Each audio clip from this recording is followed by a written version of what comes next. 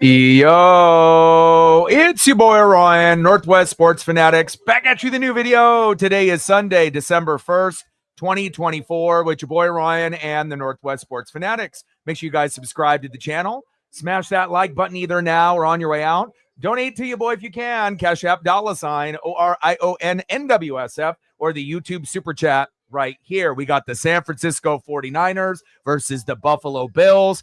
Looks like it's going to be the Snow Bowl here tonight. Can't wait to be able to see some action in the snow, just like when we got the Blizzard Bowl with the Browns and Steelers just a few days ago. We're going to have part 2 with the Niners and the Bills. Let's cue up the music, take a look at the thumb, and let's go over some of the scores from the matchups earlier today.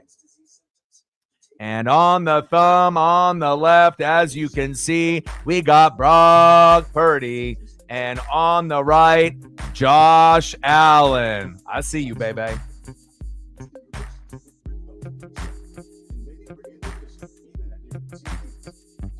And we're going to be shooting for 20 likes within the first hour, 30 to 50 overall, and 100 in the donos on every single stream.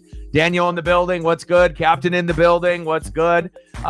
Man, pretty crazy, and I never really take anybody for granted. And just like I was, telling a lot of the Hawk fans, that game was going to be a little bit harder than maybe some people thought. Outsiders that aren't Hawk fans thought, oh, that's easy. You're just going to be playing the Jets. They're a shitty team. But when you go on the road, you always know that, weird things are going to happen. And it was an ugly game. Leonard Williams with, obviously, the pick 6 was huge. And again, if that, play doesn't happen, Seattle doesn't win. So, and it took Tampa to go to, obviously, OT to kick that field goal with McLaughlin to beat the Panthers. And again, you never want to underestimate any type of opponent. And everyone, it seems like that who is a regular here on this channel ended up getting the dub, right? Captain, Reflect, Megan, Seattle, crushed out a win, even though it might have been ugly at times there on the road in New York.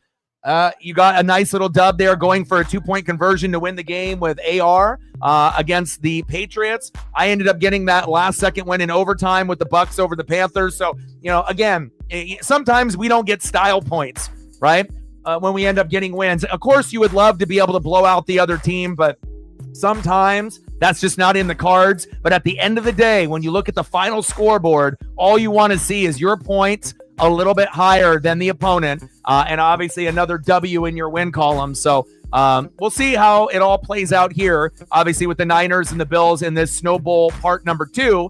Obviously, we saw that with the Browns and Steelers a few days back. Let's go over some of the scores here. We got Bucs 26, Panthers 23 in overtime. Mike Evans, you the man, baby. I love you.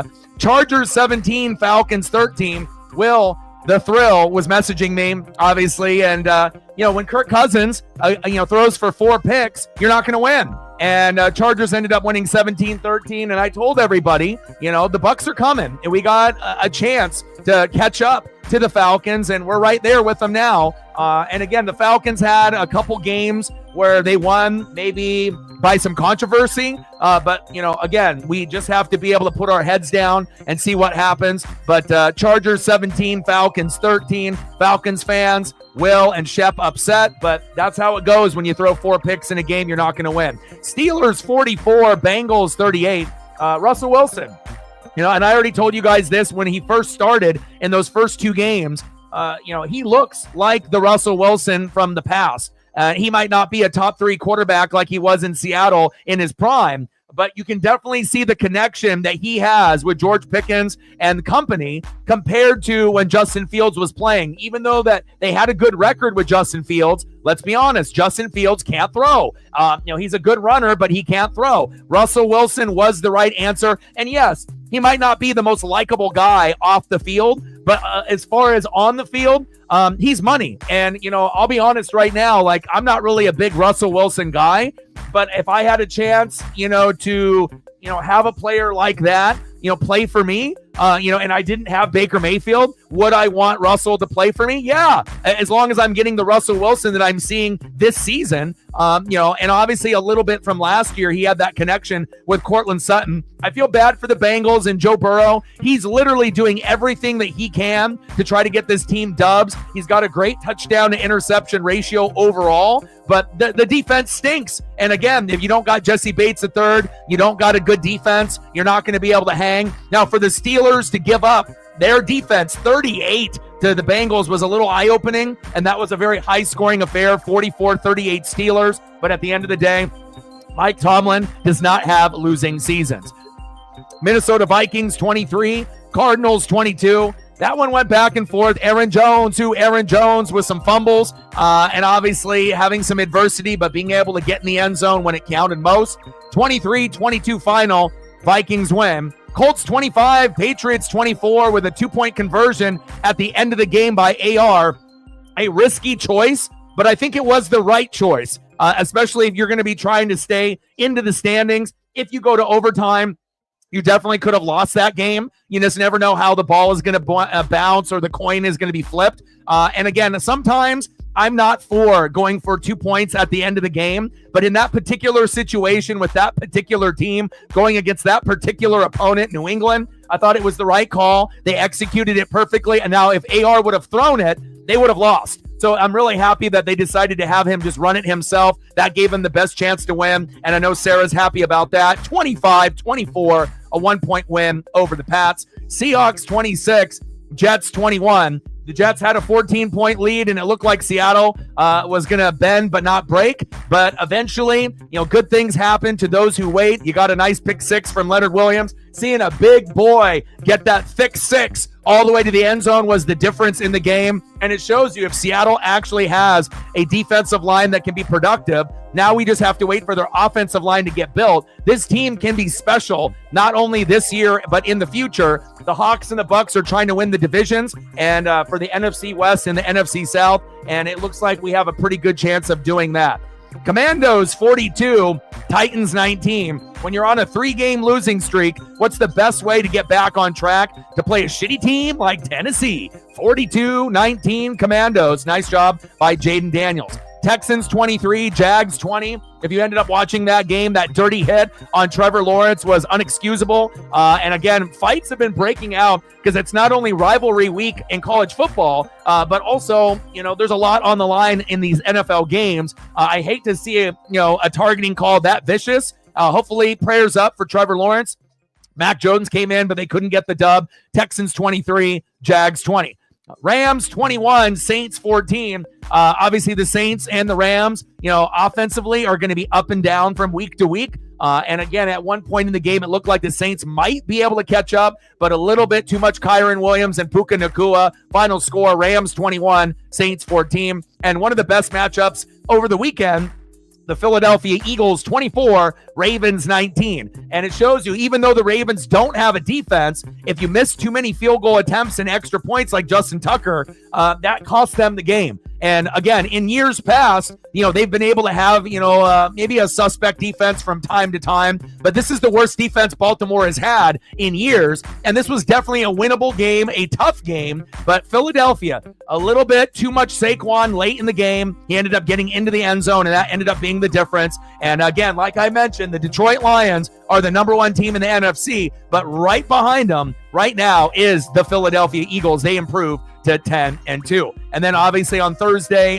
when we had Thanksgiving, Lions 23, Bears 20, Cowboys 27, Giants 20, Packers 30, Dolphins 17. Then we had on Black Friday, the Chiefs winning 19-17 with a little bit of that controversy with that snap by Jackson Powers Johnson. They changed the call from false start to illegal shift. Chiefs ended up getting the football. I don't know if that was the right call, but again, that's what happens when you're the Kansas City Chiefs. And then tomorrow we got the Cleveland Browns with Myles Garrett going against my guy, Go Ducks, Bo Nix in Denver for Monday Night Football. Let's go, baby. But shout out to everyone. And like I said, I think everyone besides probably Britt ended up enjoying a win today for our teams. It hasn't been pretty, on this particular Sunday, but at the end of the day, a win is a win. And again, I got a little scared there, towards the end of the game against the Panthers, but I never take them for granted. That's our natural rival from the Falcons and Saints. And normally the Panthers, we know, are not a very good team. But let's be honest, if you've been watching football, Bryce Young has been better within the last, 3-4 weeks. He's been getting better and better each game. And obviously we know that they're not a good football team, but anytime you go, on the road, you really don't know what you're going to get from your team offensively or defensively. But I'm really happy that I squeaked out that win. I'm trying to win the NFC South for the 4th year in the row. I got to be able to beat the Falcons. They cheated me out of a win early on with that face mask on Bucky Irving. And again, referees have dictated the outcomes of a lot of games this season. But luckily, nothing happened to me in that game, and the Bucs won 26-23 in OT. Let's go. Captain in the building. What's good? Go Hawks, baby. I know you love that. Thank you so much, Daniel. That one felt really, really good. Let them know. Smash that like button for your boy. Let's go, baby. I'm not a Seahawk fan. Come on, man. You got and my name's not Ryan. It's Orion. You got plenty of time to be able to make the change. Orion. And this is not Seahawks. Come on, Brandon. Wake up, brother. Sarah in the building. What's good? $100 in the donos. Let's get there. Smash that like button. Let's do it. Let's go. Yeah, I don't think I would be wearing all this Buccaneer gear if I'm a Seahawk fan. Let's go, baby. Man, you just have to be happy, that the Bengals have no defense whatsoever. But that one definitely could have went either way. But the team that, should have won the game. And again, if you guys had Justin Fields, you wouldn't have the same record that you do have right now. Mike Tomlin is a very smart individual, and keep rolling with Russell Wilson. I don't really like him as a person or off the field, but on the field, he has been very good for the Pittsburgh Steelers this season. Let's go, baby.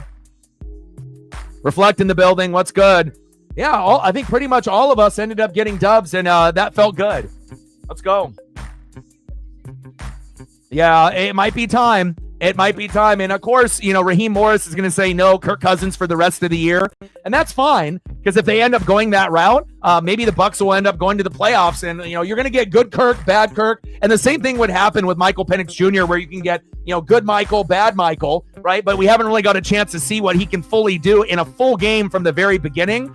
If it was me and I was the Atlanta Falcons and you're starting to reel and see that the Bucs are catching up in the division, at some point, you have to think you might want to give that guy a chance. You drafted him to be the future, right? And you probably wanted to wait a year or two. But if Kirk is going to be inconsistent like that, maybe it wouldn't really hurt to give another guy a shot, just like going from Justin Fields to Russell Wilson. There were Steeler fans that had doubts, but now as we've seen the wins pile up, it was the right decision. And I know Kirk Cousins is normally a top 15 quarterback, sometimes plays like a top 10, but it wouldn't hurt him, to be able to give Michael a chance. But I don't think that they will, is because they're at the top of the division with Tampa. Now, if they were, towards the bottom, maybe Michael would get a chance to play here in like the last month. But I don't know if you're going to get him out there unless, Kirk Cousins ends up getting hurt.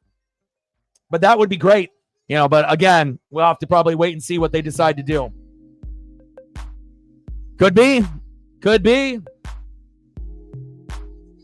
And again, normally it's not something that they can do. And if you notice, Russell Wilson makes everybody better, right? He makes the run game better with Najee and Jalen Warren, and he gives Freiermuth and George Pickens an actual chance to be productive in a game where you had Justin Fields, and that wasn't the case. So, yeah, we know that.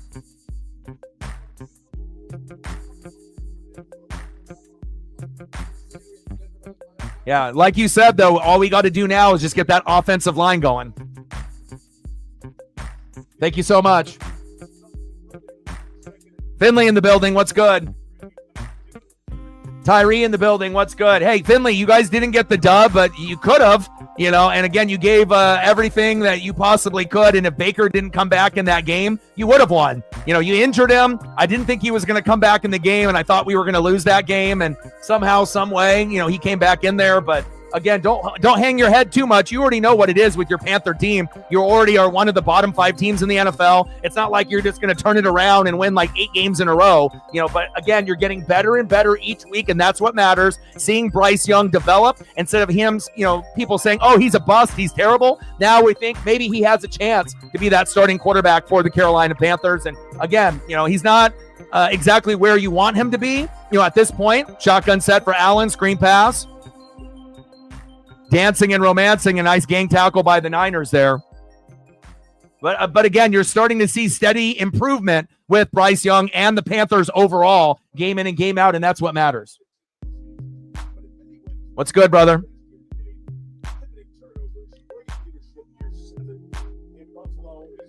Yeah, you guys easily could have won that game, bro. You know that too. Come on, Brandon. And I've told Brandon like 100 times. I don't know if I have to have my name on the screen so he can figure it out. If you don't know how to spell my name, you can look it up. It's pretty easy. Come on, Brandon. Toby in the building. What's good?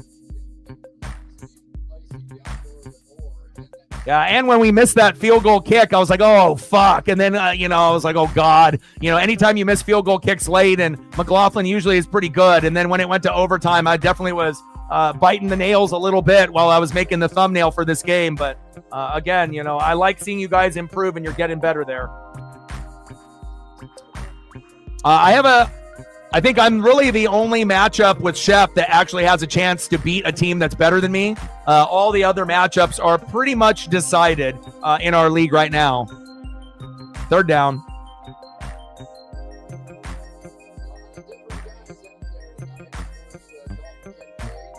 Yeah, but it happens. You know what I mean? There was plenty of games that, certain penalties were called. And again, the Falcons, probably shouldn't have beaten the Eagles. They probably shouldn't have beaten the Buccaneers either, but they did.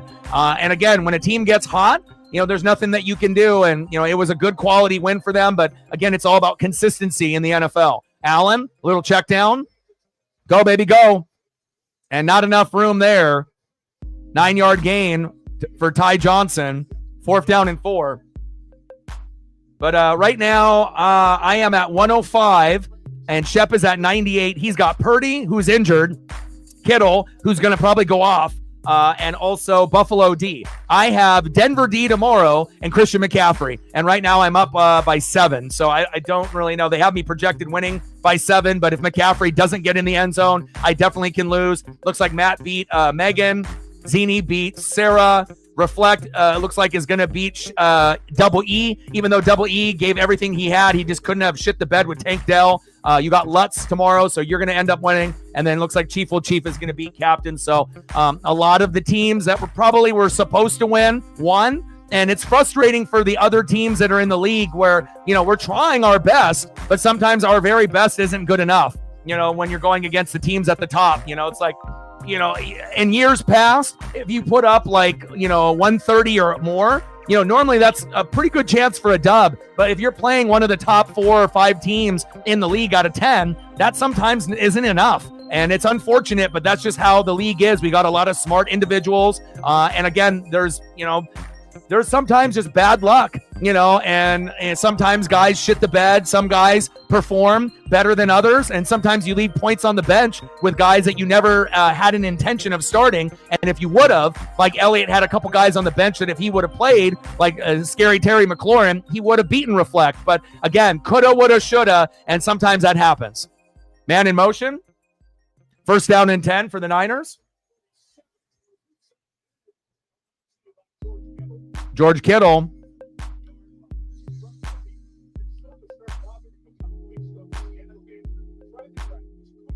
Will the thrill.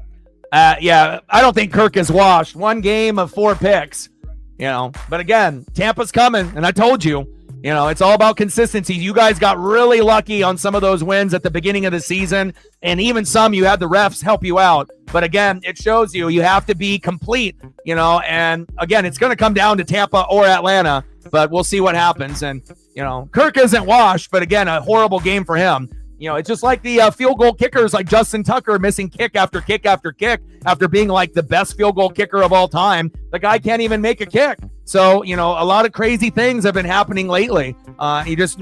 Even with Koo, missing field goal kicks. That's not something that he normally does, and he missed one early in the beginning of the game. So I watch all of your guys' games, but again, it's all about consistency and, how you can play at home and on the road. So, it's been kind of a weird year, for football. I think we can all agree to that for college football and the NFL. A lot of things that are happening this year normally don't happen. Go McCaffrey. Let's go, baby. First down. O-Dog. Move the chains. Let's go. I need some McCaffrey points, baby.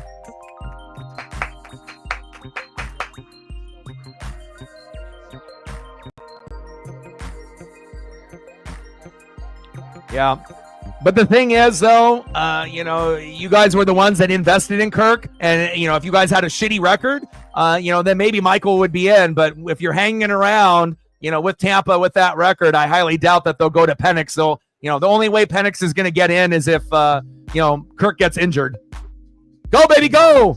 Let's go. I need McCaffrey with a big day. Run over their ass. First down, Niners. Bang, bang, Niner gang. And again, if I'm not going to make the playoffs, at least if I can beat some individuals before the season's up, and it looks like almost all the favored teams in our league are going to win, I'm the only underdog that actually has a chance, it looks like, to possibly get the win. Double E was close, but again, if he would have played Scary Terry over Tank Dell, he would have won. But again, it's very difficult to be able to beat teams at the top. Reflect, Zini, Shep, Double E, Matt. You can definitely tell by looking at those teams, they're a little bit better than our teams, at least, week in and week out. And even though we might feel that we have the players that could match up when the games are played, for whatever reason, for the bottom 5 teams, including myself, we just can't score enough collectively to get the dubs over the top 5.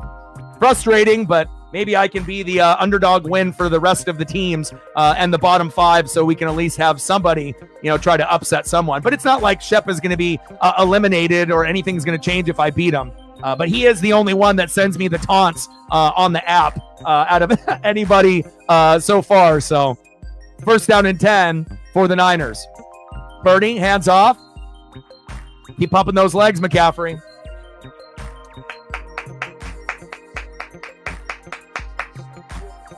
Oh, yeah, very dirty. Very, very. And again, a big fight broke out with that, and there's no place in the NFL, and hopefully he ends up not only getting fined but suspended. That was terrible. And prayers up for Trevor Lawrence. Whether you like the Jags or you don't give a shit about them, no one deserves to get their head bouncing off the ground and having someone shoot off like a missile and give you a forearm shiver to the head. McCaffrey, baby, go. I love snow games, baby.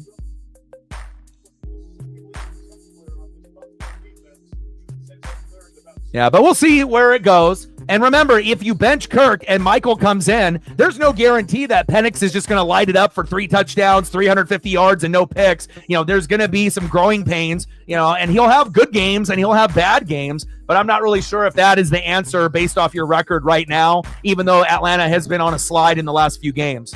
So, because again, it's not like you have to play perfect to win this division. The division isn't very good. The Panthers and Saints aren't making the playoffs. It's kind of come down to Atlanta or Tampa. And even if we don't play our best ball, somebody's going to make it. Pass to McCaffrey behind him, incomplete. Come on, Brock Purdy. Best play of the day, in the entire, slate of games, right? Was the pick six, right?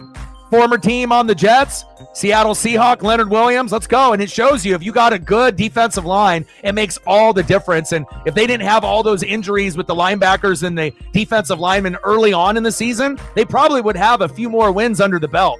That's facts. Field goal is up and good. 3-0 Niners. Bang, bang, Niner gang.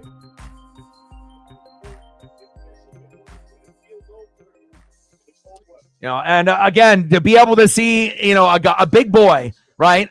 Rumble and bumble. And it wasn't for like 5 yards or 20 yards. 50 yards plus. Awesome to be able to see. And he was just lucky he was on the sideline right, pretty much hugging it. So it was just him and a bunch of Seattle, players with him, kind of, showing him the way to go. And it was one of the best plays, obviously, this Sunday, and it ended up leading to a victory for the Hawks, which they desperately needed. All right, Buffalo, your turn. Let's go, baby.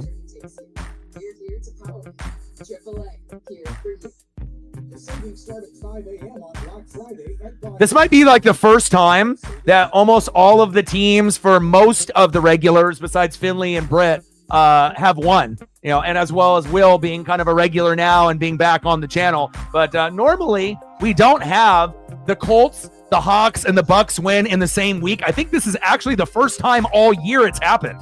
Because normally we complain and we fucking lost again, or one team won, or the Colts ended up shitting the bed, or the Hawks had injuries and they couldn't get it done. But it definitely feels good, to be able to at least be relevant. And again, we already know there's only going to be one winner in the NFC South in the playoffs. There's only going to be one in the NFC West. It kind of feels.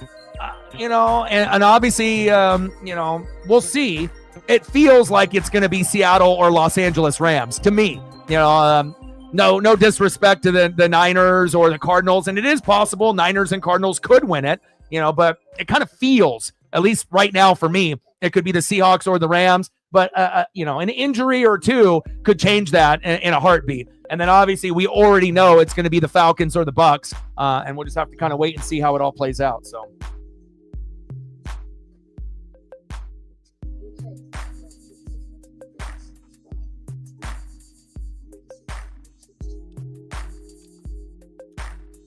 Yeah, but that organization is not smart, the Jets. It starts with the owner and the GM, the head coach, the coordinators. You have to be able to change the culture.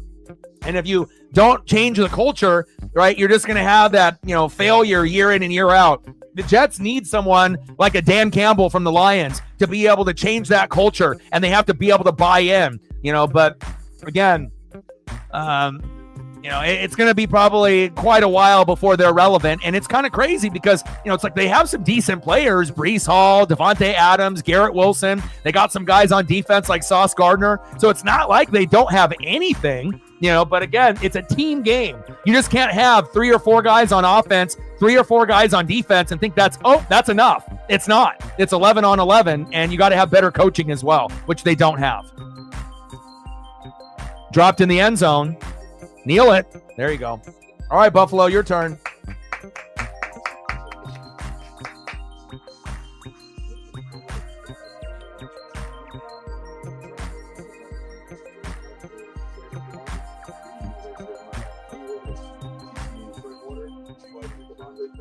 I love snow games. Like, sub, donate, comment, share. If you haven't smashed that like button yet, please do. Help your boy out. All right, looks like we need 2 more to get to 10. So if you are in the room and haven't done it yet, please do. Now we're at 10. Now we need 10 more to go, and we're at double digits. Let's get there. And I really like this background. I went through like 50 photos to be able to find the best one, trying to find one that has snow. And there was a few that showed the field in like pregame, but they were like blurry or they didn't really look that good. So I figured the one here is the sharpest HD 4K that I can get. And it's kind of cool to have a stadium behind me kind of look. We normally don't do that. So I figured I would do something different for you guys. And then obviously for the thumbnail, I decided to go in the stadium from one of the shots from this morning. And I think it turned out pretty fucking good. Let's go, baby. 3-0 Niners. Man in motion. Shotgun set. Allen, pressure up the gut, avoids a sack lunch, avoids another sack lunch, keeping his eyes downfield. Bootleg, floater, down the sideline, incomplete. And it was very, very cold here in Oregon. I imagine it was cold for you, Reflect, as well. But when me and Paisley woke up early this morning, man, it must have been 20, 30 degrees. There was it wasn't snow, but there was definitely some frost, on the grass, and it was chilly. When you can see your own breath in front of yourself when you're walking, it's cold. But definitely Paisley likes to go on adventures. I just want to make sure she doesn't get too cold when we're out there. 3rd down and 9.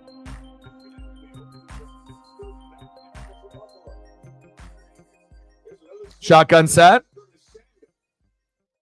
Allen, plenty of time. Shakir, intended receiver. Flag on the play. That looks like that might be on San Fran there. Illegal contact.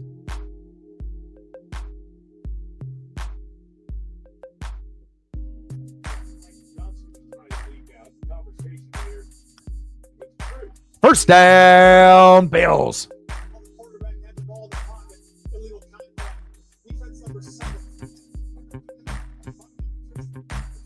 Yeah, I don't know. I don't mind the cold. I think, as for a lot of us dudes, compared to females, we're more warm-blooded. We get hot easier for a lot of us. And a lot of us, will have the windows open, the fans on us and whatnot. And for me, it's like my body temperature is a lot higher than I think most of like my friends and people that I know. A lot of times it's like I got to wear shorts almost, 24/7. That's just how it is, unless I'm going for a long walk. Run right up the gut. Ty Johnson, 8-yard gain to the Buffalo 44. I mean, I got some duck sweats that I wear when we go on walks, but other than that, I got to make sure I'm keeping my body temperature cool. But I don't mind the cold, I mean, 70 with a nice breeze is like ideal for me, like in summertime and spring, but I don't know. I don't really mind the cold too much. I mean, as long as we're not getting like 2 weeks straight of rain and I don't see the sun at all, then that's not cool. Again, with like depression and anxiety, it's like you got to get some vitamin D and get some sun, at least a little bit, even if it's only out for like an hour a day.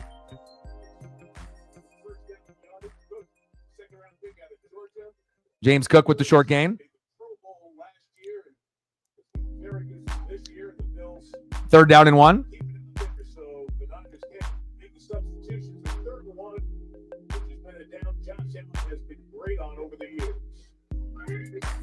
Josh Allen with the sneak. First down, Bills. Move the chains.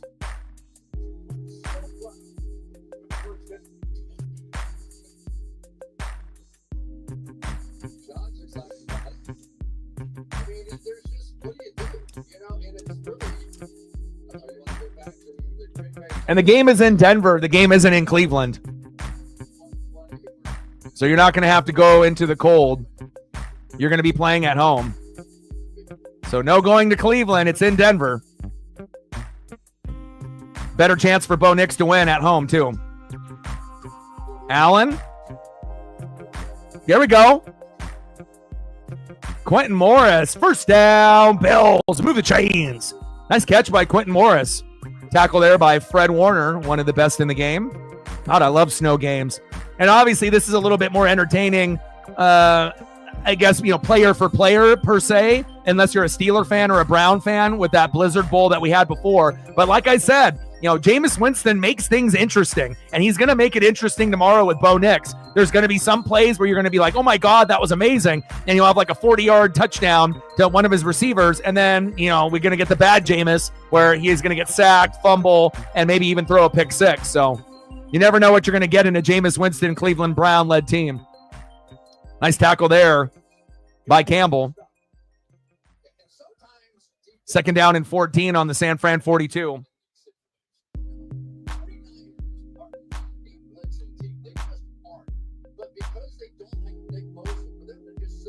I.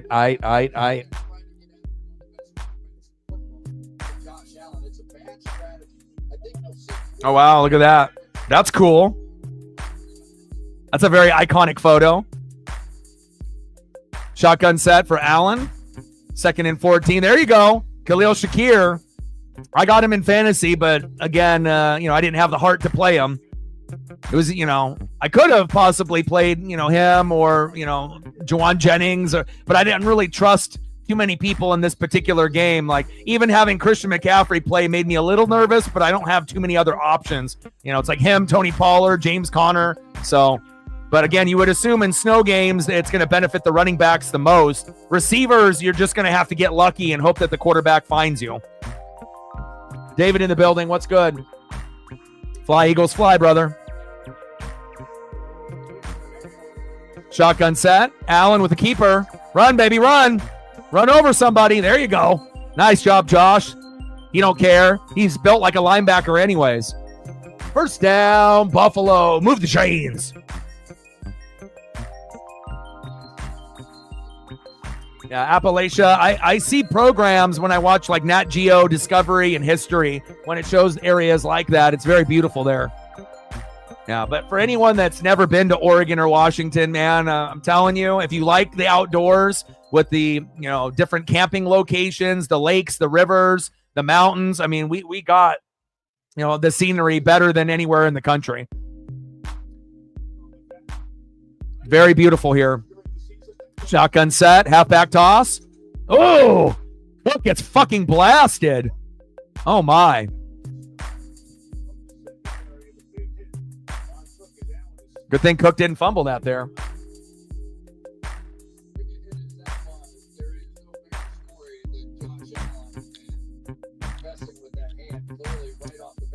Oh, you'd love it, man.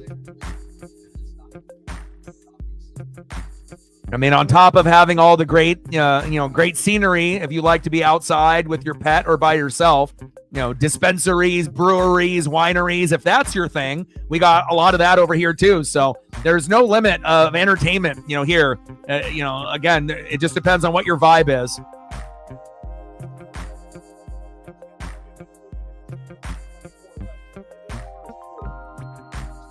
Davis up the middle for San Francisco 6 for 12 yards. Let's go, baby.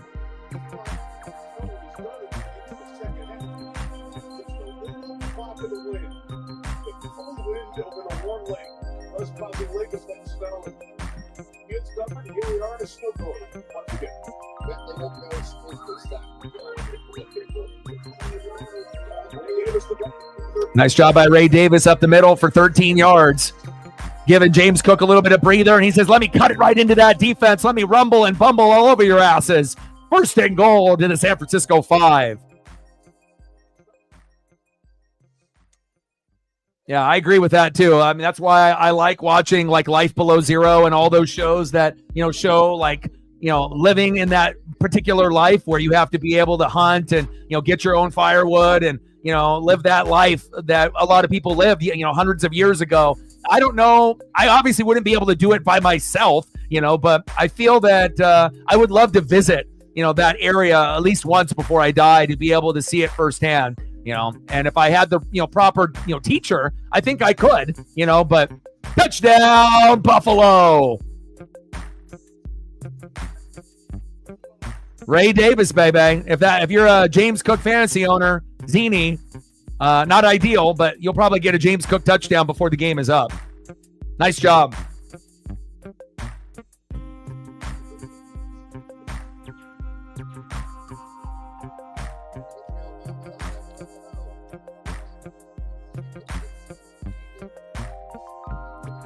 Nice burst there to the outside.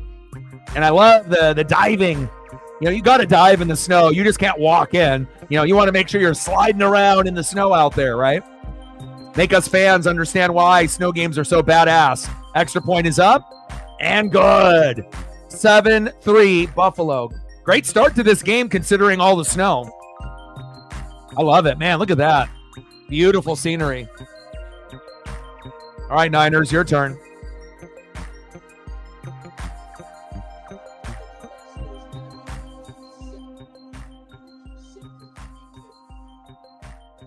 Yeah, a few of us have rostered Amari, but Khalil Shakir is the, if you're looking for a guy that's going to get you 10 to 19 every week, it's him. Amari is a guy that, he'll give you a big number like once a month, but I don't know how many people can be that patient, and you're not going to be able to start a guy if he's only putting up 4 or 5 points for like 3 weeks, you're going to lose. So, it's like you have to be able to predict the particular week. But Amari's been, dealing with some injuries, and he's more, honestly, as I've watched this Buffalo offense very carefully, he's more of really of a decoy rather than a weapon. He's more of a guy that's just out there running routes, but they don't really target him, the way that you think that they would. And, obviously with Keon Coleman, being banged up a little bit as well, that changes things. But when you have all three of them out there, they got to be able to figure a way to distribute the football, in an appropriate way. But, hasn't really been able to put up the numbers. And I think maybe some of us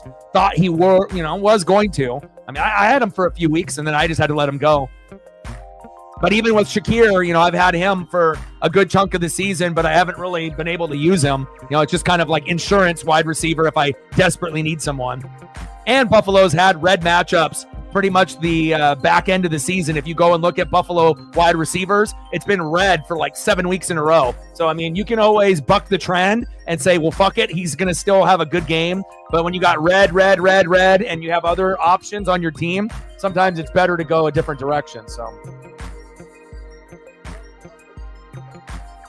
but Shakir has been the most consistent receiver on the team and the best player, besides James Cook and obviously Josh Allen on the offense. And then obviously you've seen a little bit of Dalton Kincaid and Dawson Knox sprinkled in, but those guys have some injuries here and there throughout the season as well.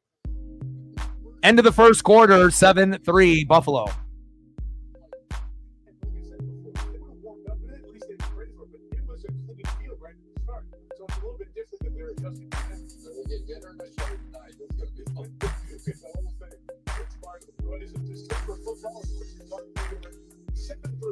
Good start.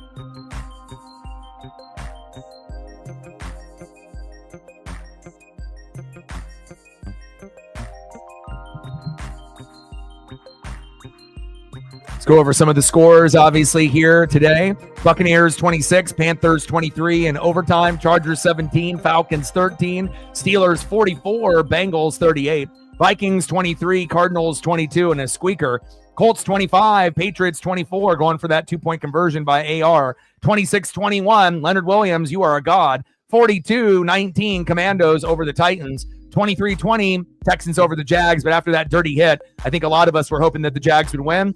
Rams 21, Saints 14, Eagles 24, Ravens 19, and then obviously Thanksgiving 23-20 Lions over the Bears, 27-20 Cowboys over the Giants, 30-17 Packers over the Dolphins, 19-17 Chiefs over the Raiders, and then we got Browns at Denver against the Broncos tomorrow night on Monday Night Football.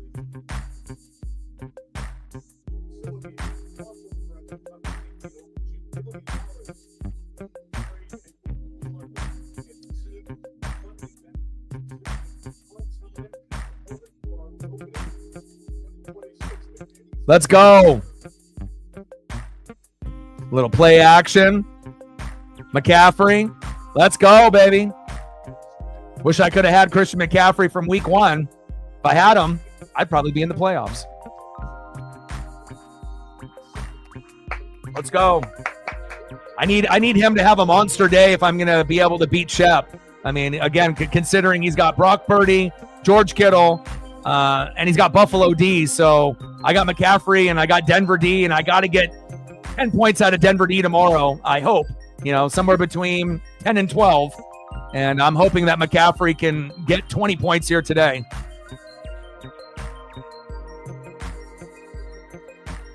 Let's go, baby. Run CMC. Christian McCaffrey running at will. First down, Niners. Bang, bang, Niner gang.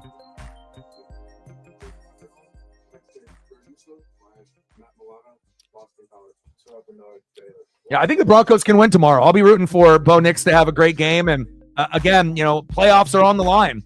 Cleveland's not making it.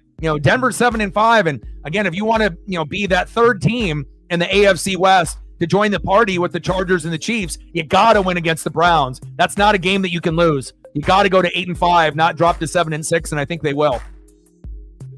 But if it was in Cleveland, there would be a better chance to lose, and I think everyone would agree to that. Purdy, it's not like it would be impossible to win in Cleveland, but on the road when you're a young team, it would be Bo would have to play extraordinary, on the road, which he could do, and which he has shown that he can do, but who knows what kind of weather would be in Cleveland, obviously, for tomorrow. I'm not sure if we would have snowy weather like this, but being in Denver might be a little bit better for the Broncos and Bo and the team. Second down and 7-3 Buffalo.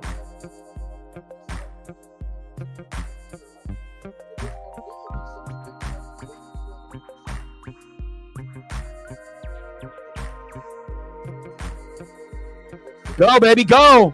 Go, baby, go. Oh, he just got clipped. Let's go, baby. Hell yeah. It's like literally like the first time I've been able to cheer for him all season on my team. This is ridiculous.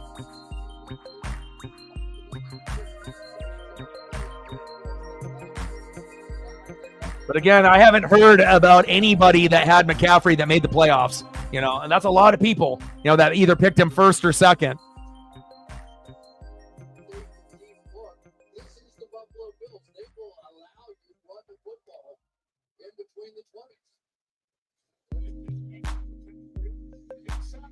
Good defense there by Buffalo. Rasul Douglas got there. Why would you go to Jordan Mason right there after McCaffrey's just been balling? Keep giving this man the rock. Come on now.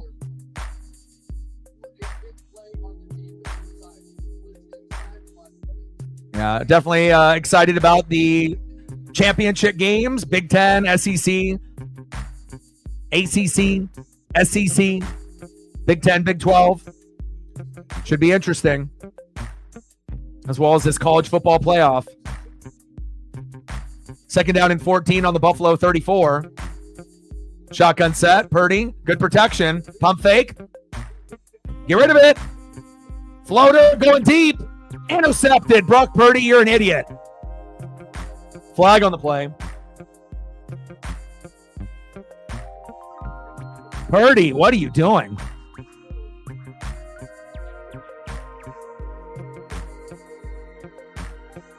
DeMar Hamlin, illegal contact. Oh, my. Oh, my. Brock Purdy getting away with it. Of course, if that was Patrick Mahomes and the Chiefs, we wouldn't hear the end of it. Wow. 7-3 Buffalo. They get away with one there. You better not throw the ball. Go to Christian McCaffrey. Yeah, I mean, I don't know if I'm going to. Like I said, every time I felt like I was going to have a good chance to win, I ended up losing. So, it's just nice to be able to, cheer for guys on your team and have them do well, but again, if I have to go through this pain and misery and fantasy, but the Ducks win it all, I'll be okay. Halfback toss. Did McCaffrey get hurt? What was that? Oh, great. There we go. There goes my fantasy points, just like my fantasy team broken. I can only have Christian McCaffrey for like 2 quarters, and that's it? Fuck! Golly. Garbage, dude. I literally had like the all-injured team. Like I had so many good quality players that normally, in a normal year, would be beasting, getting me 15, 20, 25, 30 points. But not this year. I got the all-injured team. I was supposed to get the all-athletic team. Come on, Christian. Fucking A. Jesus Christ. Not going to win now. Especially if he doesn't come back. Flag on the play. Unbelievable. They really want me to have misery in fantasy, I guess. So, and I highly doubt that I'll beat Megan next week. I got a bunch of reds, so we'll see where it goes. But again, I've never seen anyone that has the most points scored on them, end up making the playoffs either. So it's not only I can't get dubs, but I'm getting everyone's best effort. That's a recipe for disaster. And then all my guys keep getting fucking hurt. Ridiculous.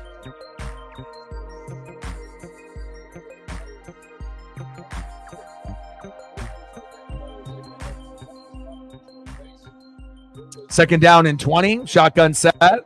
Purdy, little check down. Deebo Samuel, short game. I don't know. I mean, obviously if it was college, it would be Ducks. And then, NFL, obviously, I love my team and the players that I have in Tampa, But if it wasn't Tampa, it would be, being able to draw up plays for like Detroit would be the funnest, just based on the weapons that they have. That would be like my, number one choice other than Tampa. You can do a lot with that offensive line and with that offensive group, and the defense has gotten much better. So, and hopefully we'll get a Lions and Oregon Duck championship this year. Penei Sewell and Dylan Gabriel. We'll see. 4th down and 8. Yeah, but again, sometimes you got to go through adversity and you got to go through bad things. I just wish it wasn't like this bad. Then maybe I, would do fantasy next year and the year after that and the year after that. But, it doesn't make any sense for me to be able to put in all my blood, sweat, and tears when there's people in the league that are barely trying and doing better than me. So that's the time where I have to walk away,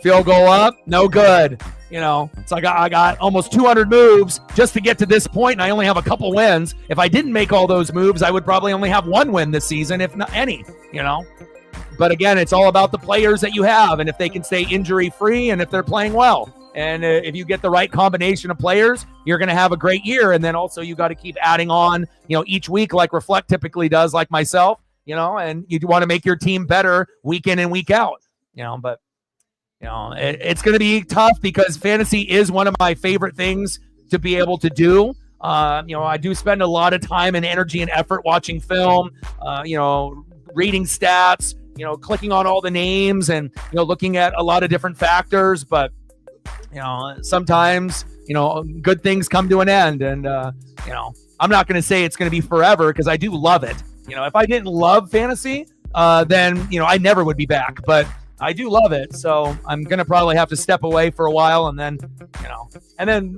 just my luck, the year that I do decide to do it again, I'll probably have the same damn thing that happened this year to me, but hopefully not, but we'll see.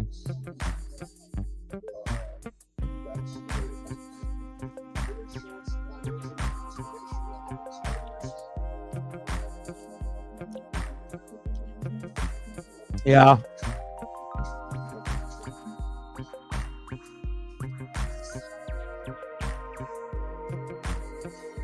Yeah, but like I every game for like almost every game that I've played, I haven't been able to have my best players play. And then if I actually feel like really good about my team, like, okay, I have a chance. And then I always have at least one player that gets hurt that doesn't finish the game. And as you guys know, when that happens to you, you lose 99% of the time. Unless the player scores a touchdown or gets you 10 points or more before getting hurt, then you might be okay. But that normally doesn't happen to me. Normally I don't get, the good numbers and then the guy goes out and then I'm fucked. So at least this year. Oh yeah, absolutely. I do believe, I think aliens are, are definitely real. I've seen one, not like an alien like up close, but I've seen a UFO, like legit, when I was walking Paisley and we, there is no technology that we have that can do what I saw.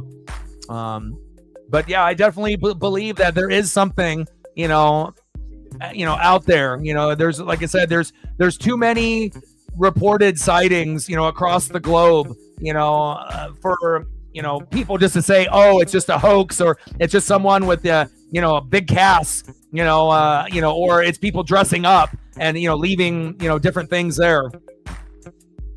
Touchdown, Buffalo. Wow, we like that. James Cook, 65 yards to the house. Why couldn't that be Christian McCaffrey? Of course it can't be. Wow, and just like I said, you had Davis get in. I told you James Cook was going to get in, and bang, bang, bang, there it is. Unbelievable. One running back gets points, and my running back goes to the locker room. Thanks a lot, Christian McCaffrey, you bum. Yeah, but again, I've never stepped away from fantasy before. But again, it's like, I put in a lot more effort and time and energy than most people, and, you can say it's bad luck, bad drafting, injuries. I mean, literally every little thing that you could come up with of having a bad season has happened to me. And it's just, kind of sucked the fun out of it for me, And I can still be mature and root for the other people in the, in the room. I just can't, I'm not going to be like, well, my team sucks, fuck everybody else. I'm definitely rooting for every individual to have the most success that they can. But, again, it's like, I'm not normal when it comes to like fantasy or sports, and again, if I'm going to be doing so much effort and energy to come up with only a couple wins, when I see people that are barely trying or sometimes maybe not even knowing what they're doing, and then they're, winning games and barely making any moves on the wire, then, it's definitely time for me to step away. Because we obviously know fantasy is a part of skill, but there is also a little bit of luck involved, with like the injury part. So,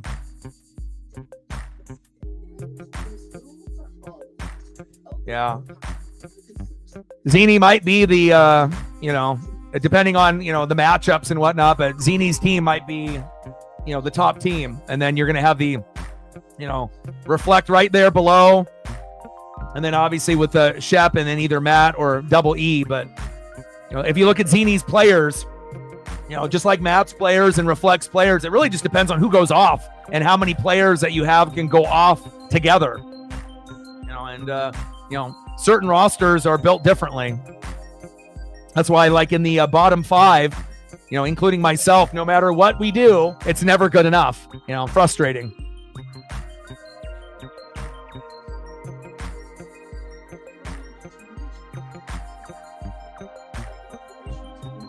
Like, sub, donate, comment, share. If you haven't smashed that like button yet, please do. We're getting into the 1 hour mark.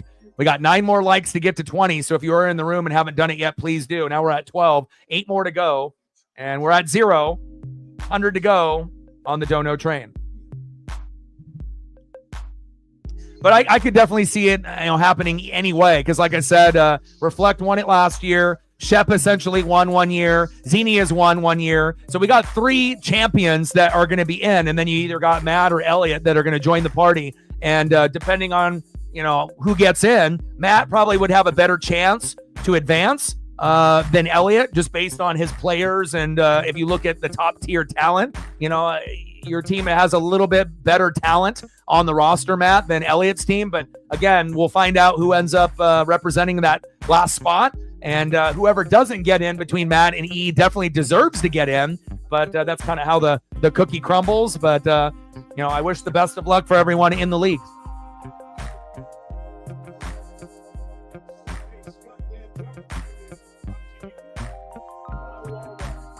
Yeah, and plus there's so much wilderness, out here in the Pacific Northwest. And again, there's always going to be programs on TV that have calls or they have tracks, and they're like, oh, how come there hasn't been any bones or a dead one? But the thing is like, how do you know that, a dead one or a live one hasn't been captured by the government?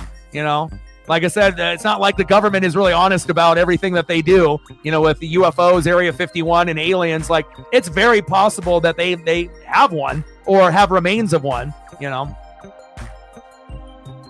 it's just like bears, right? If you go camping, right, how often would you actually see a bear, like, face to face? Like, pretty much never, unless you're, in Yellowstone or wherever you're located, right? But just because you don't see a bear doesn't mean that they don't exist. Like, we see them on programs like Discovery, History, and Nat Geo. But I mean, you could go your entire lifetime camping and never see a bear face to face. But that doesn't mean that they don't exist. So I definitely feel that there's things out there that we don't understand that are out there.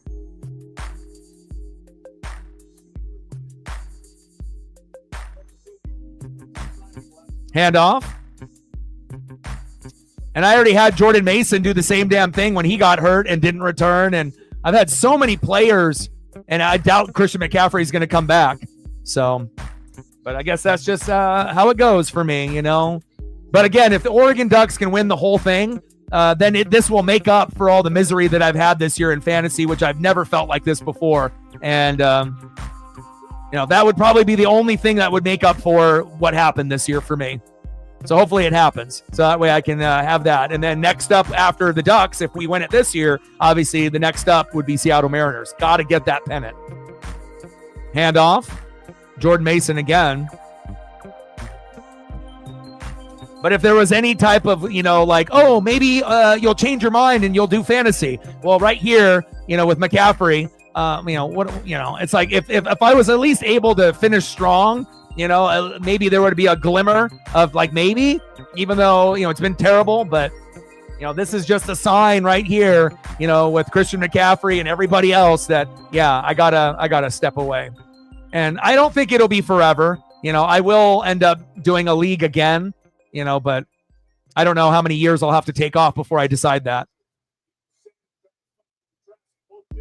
Good tackle there. 3rd down and 4 on the Buffalo 43.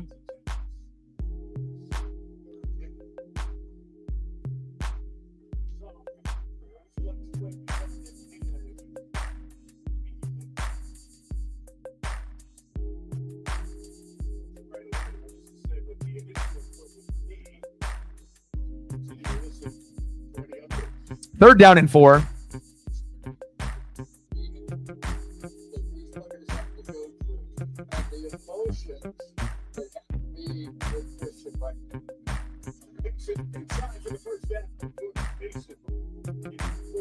They're talking about Christian McCaffrey. What about Doggy Dog's fantasy team and his mental health? That's what's fucking important. Come on, Christian McCaffrey.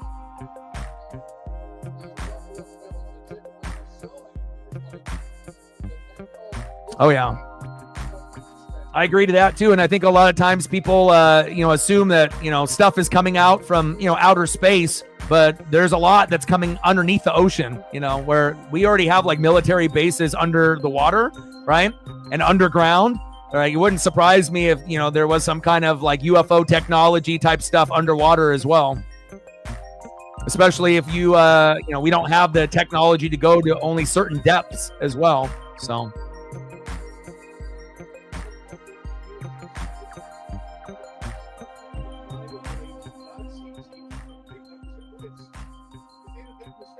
No, you're good, man. And we always talk about all kinds of random things here. And I love stuff like that. Discovery, history, Nat Geo. I spend a lot of my time when I'm not covering sports watching programs like that. Unless I'm watching like True Blood or Dexter or, Game of Thrones or whatever shows that I'm watching at the time. Shotgun set. Purdy, pump fake. Oh, big hit. Scrambles to the Buffalo 36 for a yard, and then now sacked.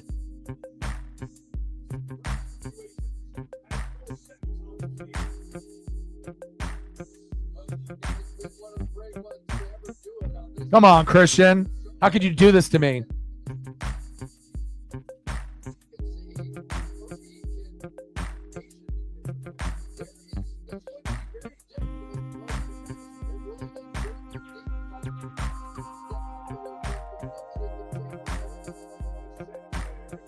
But I guess when it rains, it pours, right? When you have bad things happen to you, it just keeps getting worse and worse and worse before getting better. Nice sack lunch. It's 12 noon. You know what time it is. Time for a sack lunch. Yum, yum, yum, yum, yum, yum. Russell.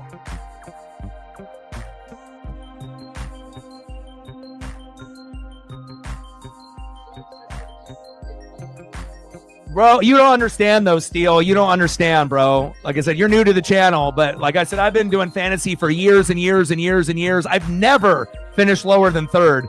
I usually make like 150 to 200 moves. The second place team, that as far as like transactions, usually is at like 50 or 60. And then everyone else is at like a few, I don't play around when it comes to fantasy. I try to make sure I don't have any weak spots, even including the bench. Most people aren't like that besides maybe me and Reflect. So, but for me to be able to put in all of this effort and then have all my players get hurt, not finish the games, get the most points scored against me, which has never happened in my life before. You can't win. If everyone, even the shitty teams that you're going against, put up the most points all season against you, how are you supposed to win? And the answer is you don't. That's how it goes. For the spontaneous road trip and a well-planned vacation.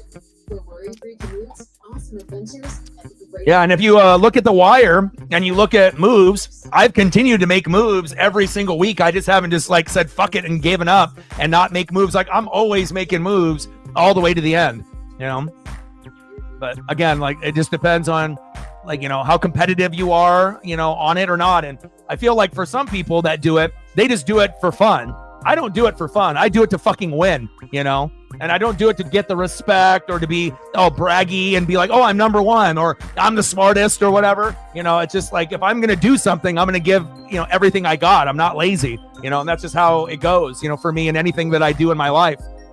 For me to be able to build this channel the way that I built it up, if I was lazy, we wouldn't be where we're at right now. So, and I'm very blessed with the people that I have to back me and my dream for, the Northwest Sports Fanatics. Because obviously, if I don't have you guys, then I'm not where I'm at right now. So I really do appreciate you guys. But I think that's just the main thing for me. It's like, to work so fucking hard and then still not get, I feel like what I deserve.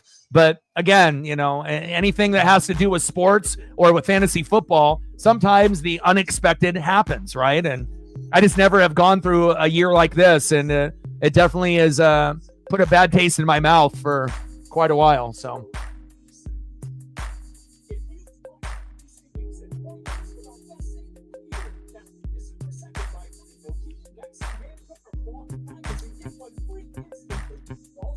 Well, last time I checked, Aaron Rodgers isn't in the chat, so I think we're okay.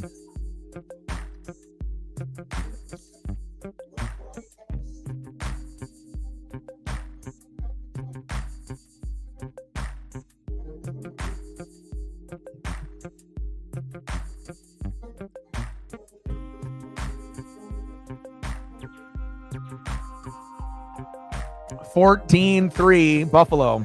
What are the chances? Actually, I think I've only had one player all year that got hurt and came back, Devontae Adams. And then and then he ended up getting that touchdown that I predicted. But other than that, I think that's the only player that I've ever had that went out with an injury. They gave him some shots or some treatment. He came back and then, ended up, doing well for me on that one particular week. But other than that, every other player for me that's got hurt in my starting lineup has not come back, and then I lost. So I'm about to lose again, it looks like.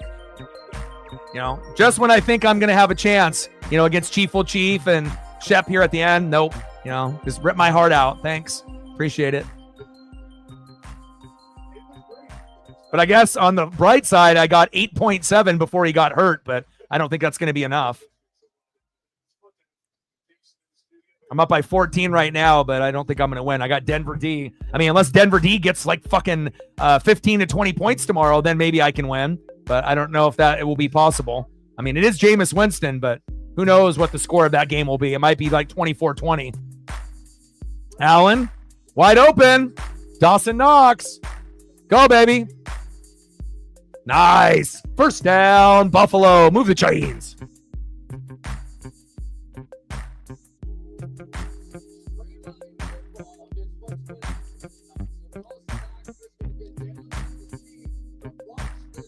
Nice seam route there by Dawson Knox, taking advantage of his opportunity when he was the man. Then they drafted Dalton Kincaid, and then he wasn't the man. And that had to have been pretty frustrating for a guy like Dawson Knox to be the man and then all of a sudden to be forgotten. But with Dalton Kincaid battling some injuries, it shows you Dawson Knox, he can still do the job. And I mean, if I was Buffalo and I had both guys healthy, I would run double tight end sets like they did with Gronk and Aaron Hernandez, because obviously Knox is good enough to be able to be a factor on offense, but that's just me.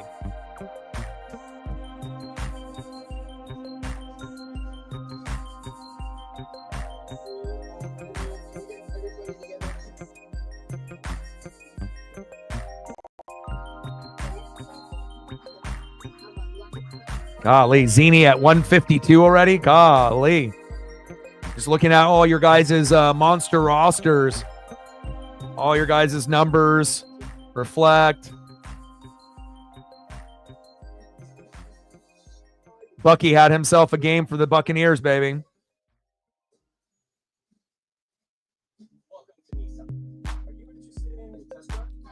And McLaughlin is a pretty steady kicker, so having a couple of those Buccaneers on the roster for Matt is definitely helping quite a bit.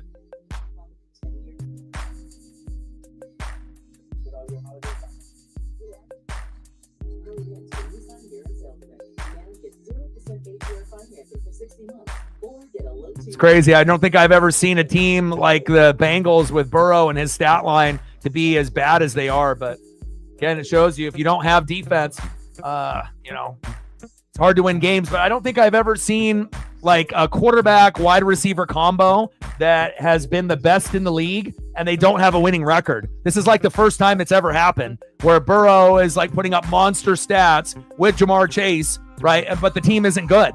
I don't think I've ever seen that before in fantasy, but I guess there's a first for everything.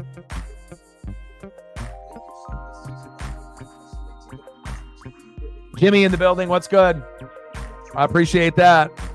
Hope you're enjoying the game. And again, the Bills have a very good chance to represent the AFC. It should come down to obviously the Chiefs and the Bills as the top teams. And then obviously the wild card teams are going to be, the Ravens, right? The Chargers, the Steelers, and the Texans.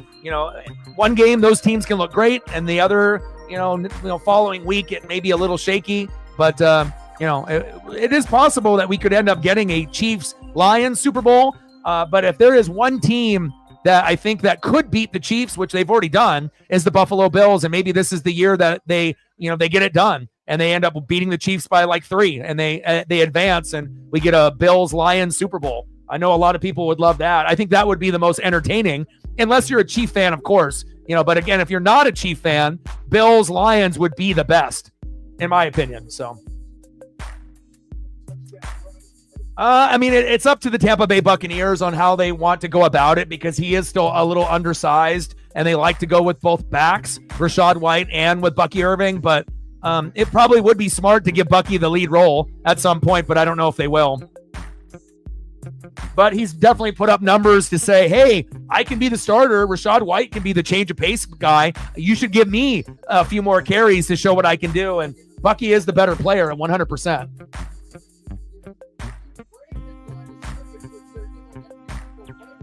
Yes, I do.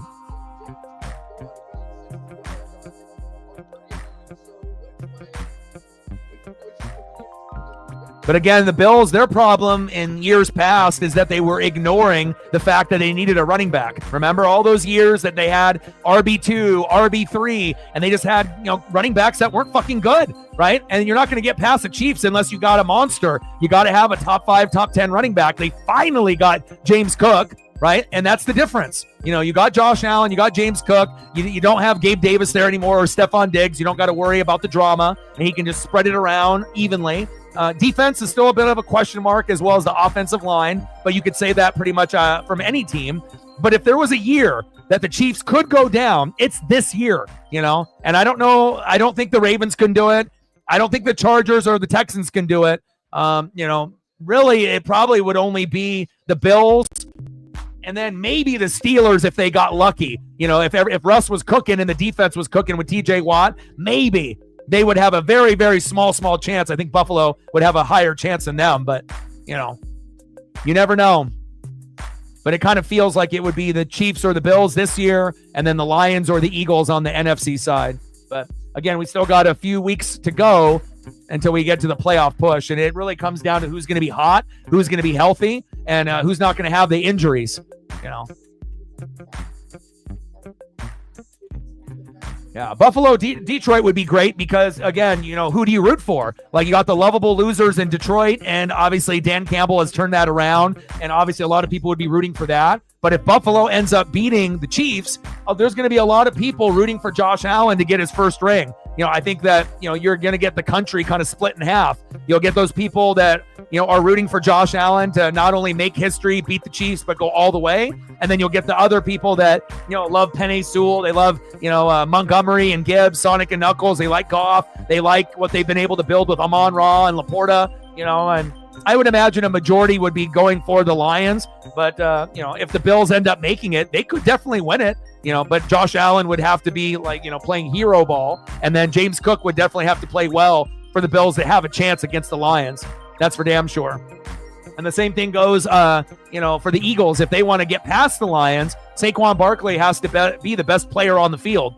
And that'll be a tough thing considering you got, Gibbs, Montgomery, Amon-Ra, Laporta, Goff, all on that other side. Like, can you, be the best player on the field even against Sonic and Knuckles? I don't know, but if we were to get that scenario, then yeah, the Eagles might be able to do it, but who knows what we're going to end up getting. But I think at this point right now, those are the 4 best teams to me, Chiefs, Bills.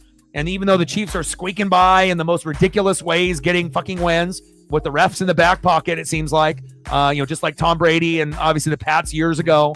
And then obviously Detroit and Philly.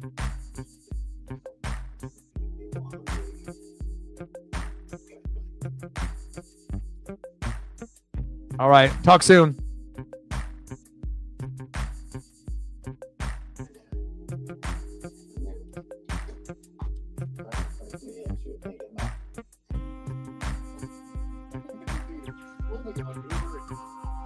Yeah, and again, I think more people have a connection with the Lions than they do with the Bills.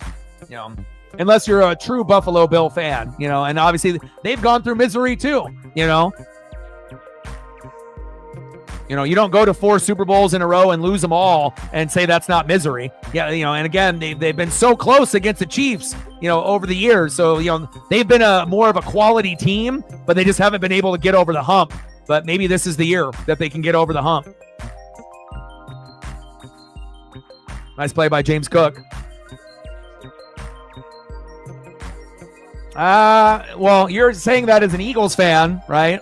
And obviously you have that Eagles bias, but if you could maybe beat them in Philly, but I don't know if you're going to beat them in Detroit. It's like if you had the best record in the NFL and Detroit had to come to you, then I would agree with you. Then it would be tough. But if you're the second place team and you're going to have to go to Detroit, I don't think you're going to beat them in Detroit, bro. Saquon's not putting up 3 touchdowns every week. Even this week, it took him to the end of the game for him to get in the end zone. So, but you never know. But, they're definitely one of the teams that could be there, right? The Lions, the Eagles, the Packers on the NFC side, and Chiefs, Bills, and then a number of other teams, Chargers, Steelers, Ravens, Texans. But for that second tier of teams behind the Chiefs and the Bills, there's like issues with those teams that there's something missing. Offense, defense, or special teams, or a combination of the 3. 14-3 Buffalo.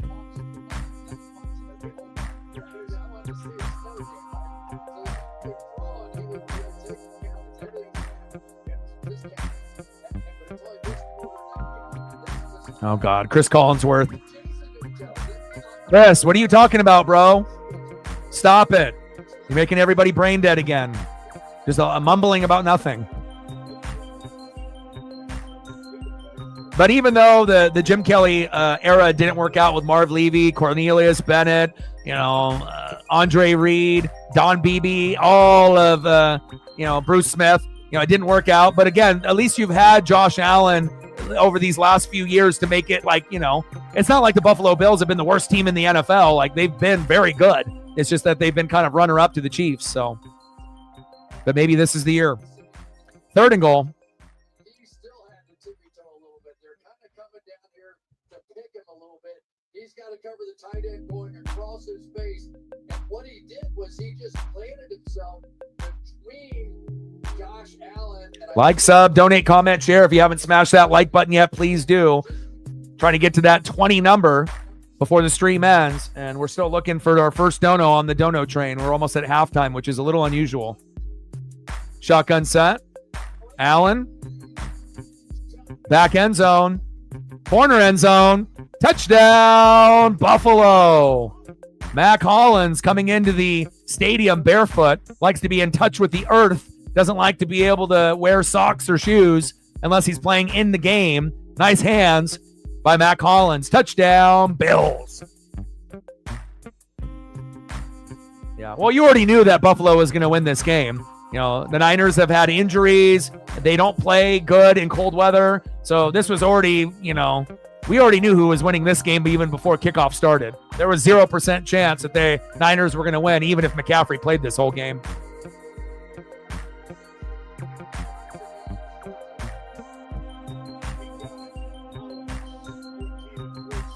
Extra point is up. And good. 21-3 Buffalo, putting that smack down on the Niners.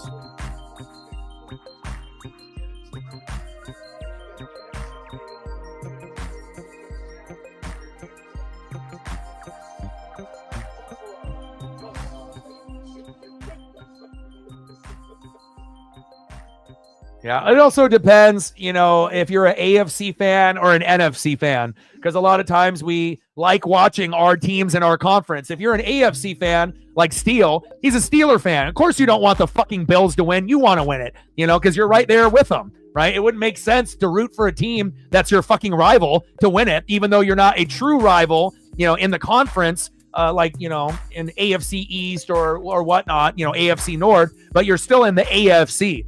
So again, it just kind of depends on like how close your team is to the team that is the Buffalo Bills or the Detroit Lions. But I think that the Lions are on the cusp. And again, we'll see if Buffalo can finally get past Kansas City this year.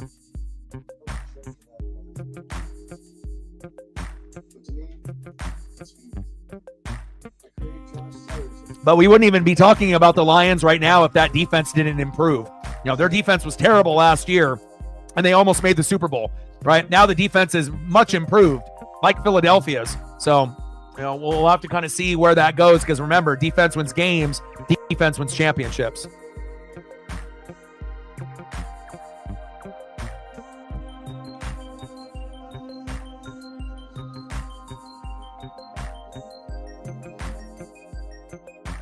Hopefully the Niners, if the Niners had McCaffrey, they would probably have a touchdown by now. Still lose the game, but at least kind of keep it close. But of course, the fantasy gods want to punish me for whatever. But again, if the Ducks win the whole thing, this fucking fantasy season of hell for me, all will be forgiven. But that's only if the Ducks win it all. Then I'll feel a little bit better about how everything played out this year. I have to sacrifice fantasy 1 year and possibly, next year for a Ducks natty, then yeah, I think that would be worth it. And I doubt McCaffrey's coming back.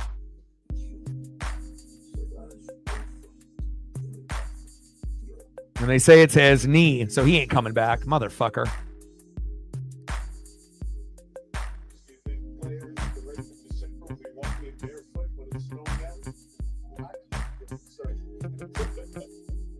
I hate injury-prone players. It's like the first time I draft McCaffrey and Cooper Kupp, and then they fucking get hurt. I never drafted those guys ever in my life, and But again, if that's what happens, you can't win in fantasy when your top, 2 or 3 or 4 players aren't producing. Terrible feeling, especially when you care and you're trying to win. A little bit of shoving here on the sideline. Frustration boiling over for the Niners.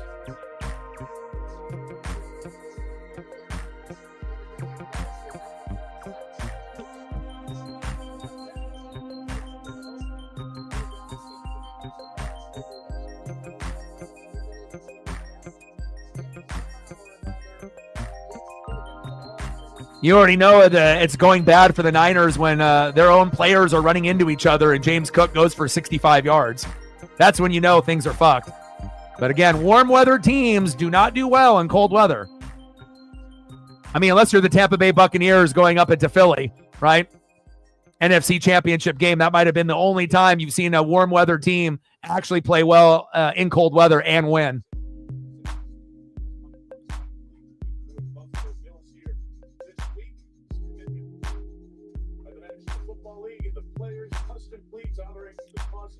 Yeah, we'll see how it all plays out.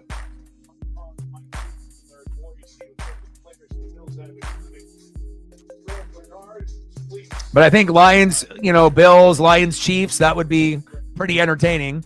And then if we didn't get that, and then the Eagles ended up advancing, Eagles, Bills, or Eagles, Chiefs, would still be decent, But I guess it just really depends on, if you're not a fan of that team, what team do you enjoy watching the most that's not your team? Eagles are pretty fun to watch. Buffalo's fun to watch, right? Detroit is probably the funnest to watch this year. And then with Kansas City, I don't really think they're fun to watch. They're just, they're just the champion, and they've been winning ugly. And so I don't really think, if you're a Chief fan, you're enjoying the success that you're having this year, even though you've been winning almost every game by 7 or less, almost on every last possession. But I'm not sure how enjoyable it's been for Chief fans. It's been probably a lot of heartache and a lot of worrying, But at the end of the day, if you get the dub, that's all that matters. But they haven't really been winning in convincing fashion.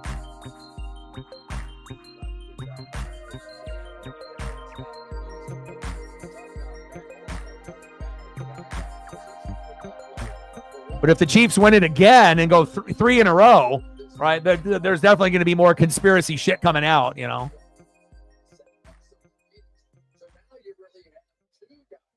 But I think it is a fair statement to say that there is some special treatment that they get compared to the other teams, just like with the Pats and Brady and Belichick that they got, you know. But, you know, anytime you end up being like the team of the era, you're going to get special treatment, just like the Bulls and Jordan, you know, Kobe and the Lakers. Like, you know, if you end up being the best of the best, sometimes you're going to get the benefit of the doubt, even though that it shouldn't have been called, but they just give you the superstar calls. And unfortunately, you know, we've been getting some questionable penalties or non-penalties called for Kansas City to make people think it's scripted and, you know, they're cheating and the refs are in the back pocket, this and that. So 3rd down and 2 on the San Fran 48, 21-3 Buffalo with the snow coming down.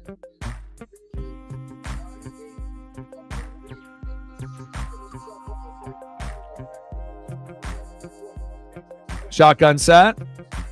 Purdy. Juwan Jennings. There we go, Juwan. I got him, but he's on my bench, though. Couldn't start him or Shakir in this kind of weather. See if they can get a field goal here right before half.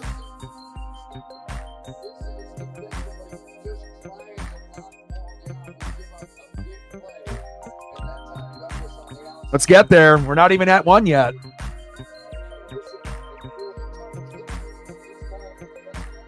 And kick is no good. Moody is booty. 21-3 Buffalo.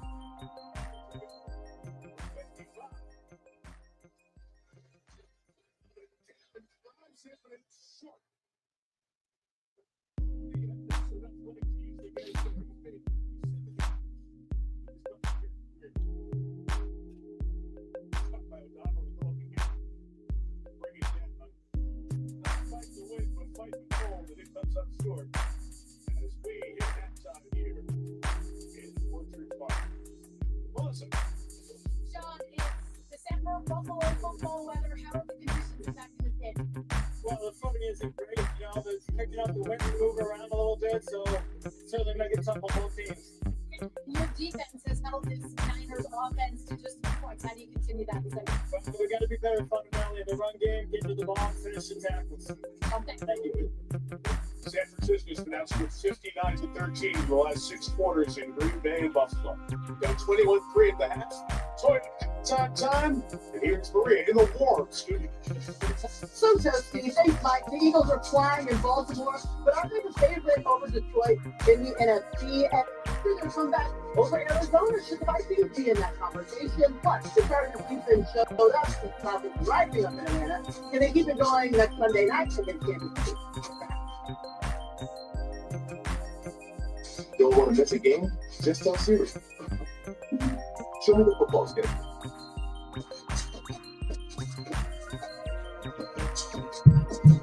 You know that Toyota rolls deep for football, but you know it's talent. Toyota is in our names. What about your name? My middle name is Toyota. I don't even know. I changed it. Toyota. Let's go places. From here, from there. Esta tierra se cierra de acá. Soy de aquí. Familia. Somos familia de la más allá de la sangre. All right, I'm going to go check up on Paisley since we're at halftime here, 21-3. I went back and watched Survivor Series War Games this morning from beginning to end, so that way I wasn't kind of watching that and the Ducks game against the Huskies yesterday. It was actually better the second time around since I had that full focus on the pay-per-view. It wasn't a great pay-per-view, but it kind of felt like a filler pay-per-view. Survivor Series was much better back when I was a kid than currently right now, but still, it was a decent pay-per-view. I don't think it was like, you know, amazing or anything like that. I mean, there was a few matches that could have been a little bit better, but I did enjoy rewatching it again this morning. So let me go check up on Paisley real quick.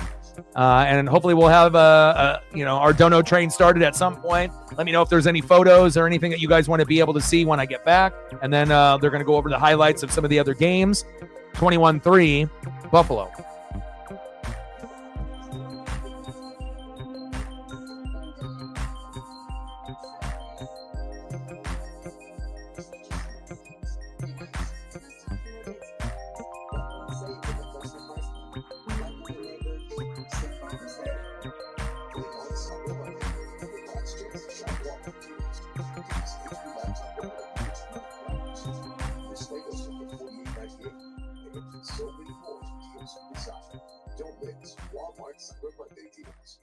This is the story of every flight to every place you'll ever have to take ever.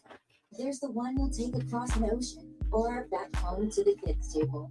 All the flights to all the places when all your friends get married in the same year. The work one, the fancy work one. The flights you'll take with them and the ones you'll take without them. And all the flights in between. Because when we built the world's biggest airline, we built it around you. Inverting this, so hold it up high. This isn't a hobby, it's a lesson. You find diamonds in rust. You put your own stamp on stock parts, turning metal into murals. Detailing every detail. Because it's the things you make. Show them you fight. This is your goal. Modelo, the market fight.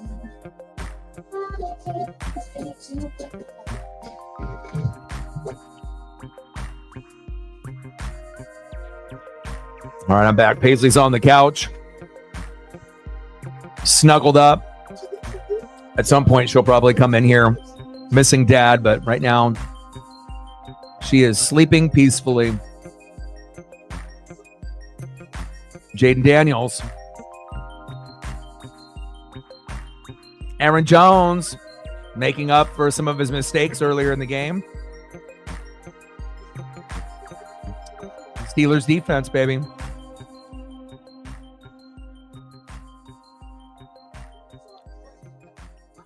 Saquon. I know he's happy not to be there in New York anymore. Go Bucks. Find a way. Shouldn't have really been that close to begin with, but that's what happens in the NFL. You know, anybody can beat anyone on any given day. Leonard Williams with the thick six, baby. Love it. Best in the NFC, the Lions. Duh. But again, Eagles are close. Again, if their defense didn't have Vic Fangio and they didn't draft those two corners, then it would be Detroit and we wouldn't have a conversation. But Philly is very, very close. And again, Devontae Smith, might not play every week. A.J. Brown, Goddard, Jalen. They don't got Kelsey at center anymore. But the simple fact that you got Vic Fangio, you cleaned up that defense, you made some good draft picks. They are definitely Detroit's biggest threat in the NFC, 100%. EO's trash can moonsault. Yes, it was.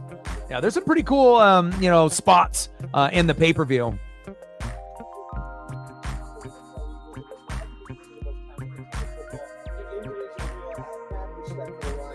Chris Sims is an idiot. Terrible. Just like he was a quarterback at Texas as well on Tampa. It's like you got the job because your dad is Phil, brother. You're terrible. Chris Sims, he's kind of, if you think about, like the broadcast booth and certain people are made for football and others not so much, Just because you were a former player doesn't mean you're going to be a good, color commentator or an analyst, Like no one gives two fucks about what Chris Sims thinks or says, ever. Like, let's be real. He's terrible.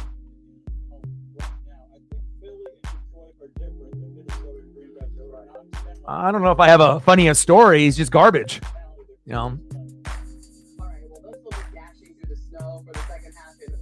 It's like that nepotism, when you end up having your mom or dad that is famous and then they just kind of, you end up getting a job because of your mom or your dad. And, obviously when Phil Simms is your dad, you're definitely going to be able to make the league just based on the Simms name alone, but he never amounted to anything. And I knew when Tampa ended up getting him that he was going to be terrible. And it only took a couple games for me to realize I was right. So,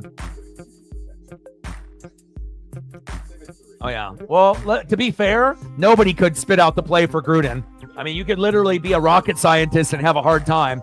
Gruden's play calling is like 40 words for one play, going over, the play and all of the routes of the X, Y, and Z receivers. I think there's, certain quarterbacks even today that would have a hard time with that type of terminology and philosophy. Some, coaches make it easy for the quarterbacks where they just have they have their little wristband and it's play number 3. All right, let's do number 3. Ready, break. Or they have like maybe 7 words when they're going to their play, like a, spider 2Y banana. But if you go back and look at that film, when Gruden got pissed at him, it's like fucking 30 words. I mean, regardless if you're stupid or you're smart, it would be very, very difficult to be able to manufacture that. And really the only reason I was able to have the success, that we pretty much had in that era is we had Brad Johnson, and Brad Johnson's incredibly intelligent. And he was really the only quarterback that could understand John Gruden's schemes and actually memorize those long play calls. I don't think that there's very many quarterbacks that could do it now, if I'm being honest. Not saying that a lot of the quarterbacks are stupid nowadays, but that's a very, very difficult thing to be able to master. And then especially if you're on the hot seat, right there, and you got the coach fucking staring you down and whatnot. So yeah, but all the play calls were like that. It wasn't just like that one play call and then he got on film and he got made fun of. Like all the play calls for Tampa were like that. Like literally like 20, 30 words is one play. It's like if you're not smart, you're fucked. But luckily I had a smart quarterback to get the job done. Yeah. Because a lot of times in Gruden's offense, back when he was on Tampa, he would call the play, and then there would be also a backup play that might be in there, but then he would also give the formations of what the X, Y, Z receivers were going to do. So, there was many things, what protection, what play, what receiver routes they're running for the X, Y, and Z. You don't see play calling like that. And that was definitely, kind of like a Chip Kelly. It was ahead of its time. And you had to have the right people to be able to understand it, But luckily, we had Brad Johnson and Allstott and Michael Pittman, Joe Juravircius and Keenan McCardell, Keyshawn Johnson, Ken Dilger. We had enough quality guys there to get it done. And then it obviously helps when you have Sapp, Brooks, Lynch, Rondé Barber, and a bunch of other guys that were very dominant that time of year. 21-3 Buffalo.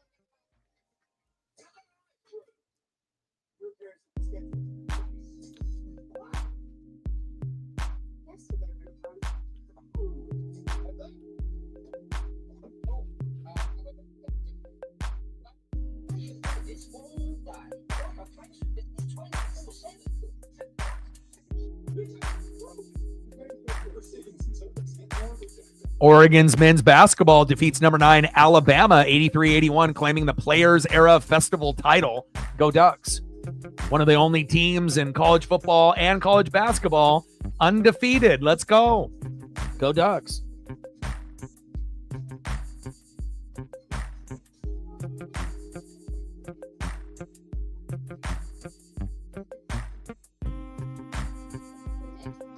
Star Wars Skeleton Crew is debuting tomorrow on Disney Plus. As long as it's, better than the last attempt, that they tried doing. And I feel like with Star Wars, spinoffs and whatnot, some of them are going to, be good and others are going to be terrible. And the Acolyte was definitely the worst one out of them all. And hopefully this isn't going to be as bad as that. And Jude Law is in it. I do like Jude. Has a lot of kids that are in it as well. So I assume it'll be better than the last attempt that they had. And I knew that the Acolyte wasn't going to get picked up again because it was not good. But, anytime Star Wars, anything comes out, it definitely will pique my interest for something for me to watch. So.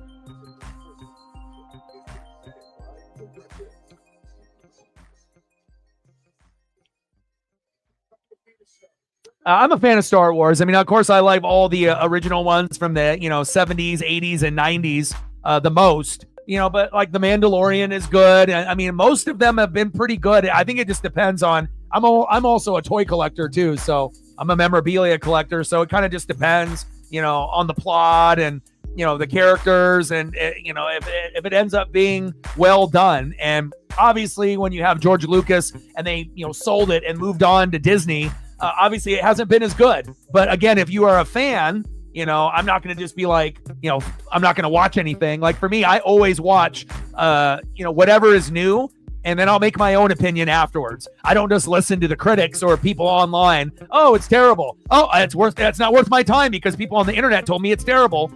Like I want to be able to make up my own mind after I see it. But you could also say the same thing out of Marvel and DC. If you like, comic book movies and shows, not every single one that Marvel or DC puts out is going to be good. There's going to be some that are better than others, but there's a few of those side shows that they put out that I liked, like, Mandalorian I thought was very, very good.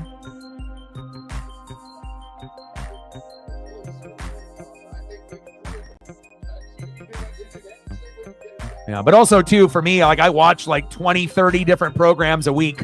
I got my regular shows that I watch weekly, whether it's Discovery, History, Nat Geo, comedies, whatever, but anything that's new, I'm going to check it out. I got to have something to look forward to for my mental health. That's what it's about. Keeping your mental health strong. Go, baby, go. Nice return by the Niners there.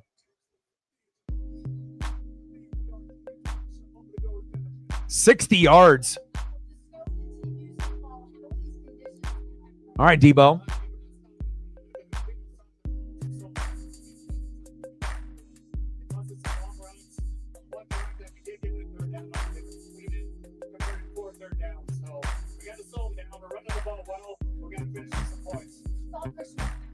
All right, we're at 15. We need 5 more likes to be able to get to 20. There we go. Now we're at 16. 4 more to go to hit the goal. Let's get there, baby.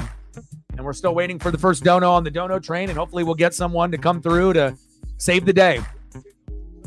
Your boys got Bills. 21-3 Buffalo. Purdy. Jordan Mason in there, so I highly doubt we're going to see Christian McCaffrey back.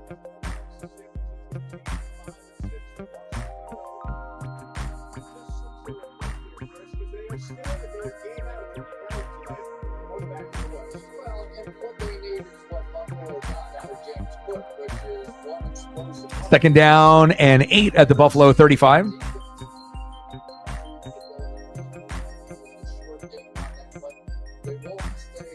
Purdy pass, short middle to Juwan Jennings to the Buffalo 21 for 14 yards. First down, Niners.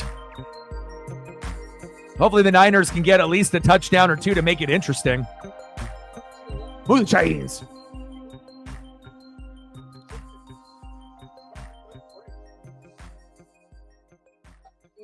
This is what you got to do. This is straight line football from here on out. You're going to come in, stop faster than the guys are guarding. It's guarding you. That's it. No twists and turns and plate your foot and all that. First down and 10. Straight line football.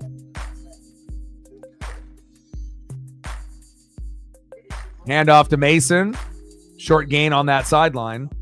3-yard gain, tackle by DeMar Hamlin. Pushed out of bounds.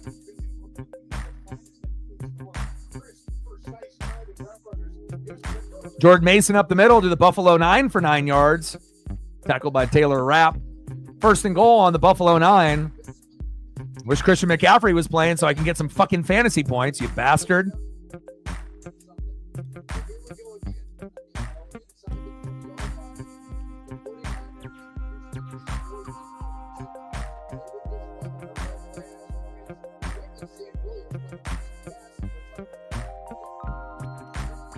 Yeah, but you also have to understand, Matt, with people that are in Pop Warner and in fucking junior high and high school, they don't care about that shit, Like, you're not going to get a fucking high school coach that's going to take it serious, that every single fucking route tree, every single, strategy that's involved, unless you're talking about a coach that is like a 10-time champion in the state or something like that. Then maybe you would get a high school coach that would care. But if we're talking about just normal coaches that are coaching like high school ball, nobody is going to be like super intelligent with the play calling. It just doesn't work that way in America. It's very rare to be able to have someone that is like an uber genius, calling plays from the high school level. It just doesn't exist, man.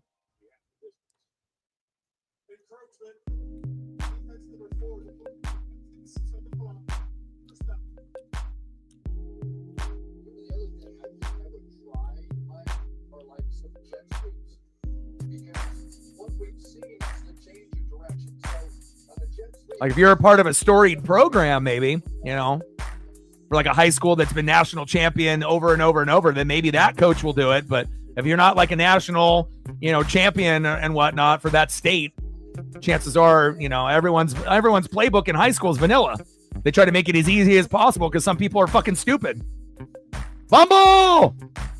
Pick it up. Go Buffalo, go baby, go. Wow. And the Bills with the turnover.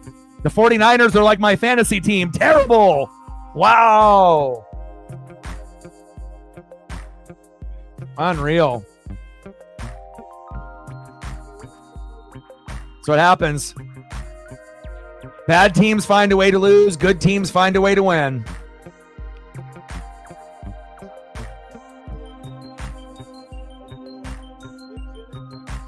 And obviously, if you're a Seahawk fan, seeing the Niner lose is great, but the Rams beat the Saints, so that's not ideal. But, you're not going to be able to have everybody lose in the division while you win every week. And that's why you don't give the ball the fucking use check. That's not Mike Allstott. Benford, 43-yard return. Nice job. If he had a little bit more wheels, he could have went all the way. Man, at this pace, I don't even know if the Niners are going to get in the end zone. That's tough.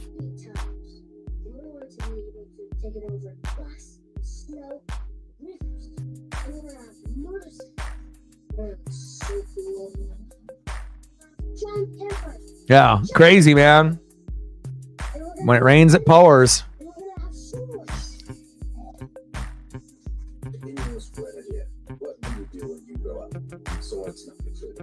The savings start at 5 a.m. on Black Friday at Primark, including bonus zone savings on Polo 15W40 diesel oil for just $10.99. Save more starting at 5 a.m. with Black Friday savings at Primark. To be the smartest truck you've ever owned. It's big muscle. It's power to get the job done. Ford F-Series is the best truck in America, and Super Duty is a big reason why. At Landmark Ford, we've sold thousands of Super Duties, so we always stock as many as possible for work and to haul just about anything. Prices start around $45,000. See us today at Landmark Ford and Tiger. It's go time, and at AAA, we're here for it. Here for front row seats and backyard barbecues. All in for the spontaneous. I'm just looking at the schedule next week. All right, Clemson and SMU. We got Penn State and Oregon on at 5. Obviously, we're going to be doing that on the stream. Georgia and Texas at 1. And then you're going to have Iowa State and Arizona State going at it at 9 a.m.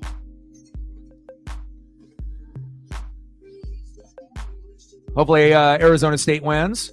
Georgia, Texas. We'll see who ends up being the better team. Texas doesn't have, that many wins against ranked opponents.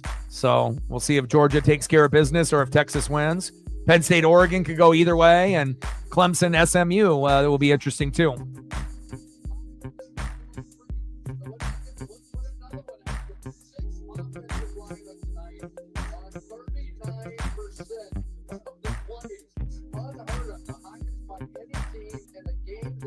Thank you so much, man. I was going to say, I hope we don't end up at a fucking 0 like the whole stream, almost 2 hours in. But, sometimes you can get bailed out by a goat. And I appreciate you very, very much. Thank you for making the stream successful. Because, again, I put everything I have into this. And I know not every stream is going to, hit a goal, but it's something to shoot for, especially when you have bills and this is my only income. So thank you so much for stepping up and being the GOAT that you are. Stacks on stacks, racks on racks, a little Cactus Jack bang bang.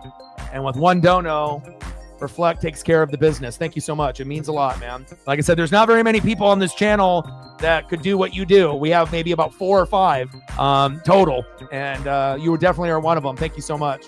Let me know what you want to do for photos, and I got you. Bang, bang.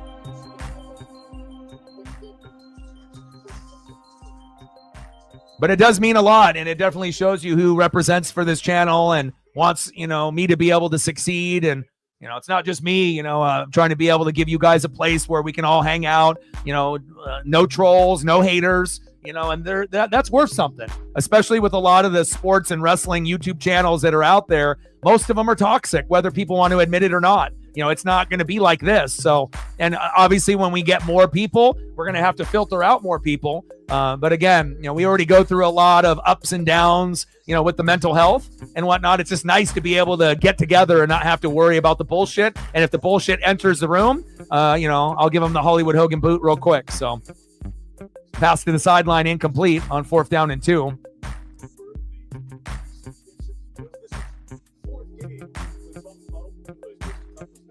I don't know, man. I don't know. At some point, you think that they would get it going, Kittle and Purdy, and we'll see.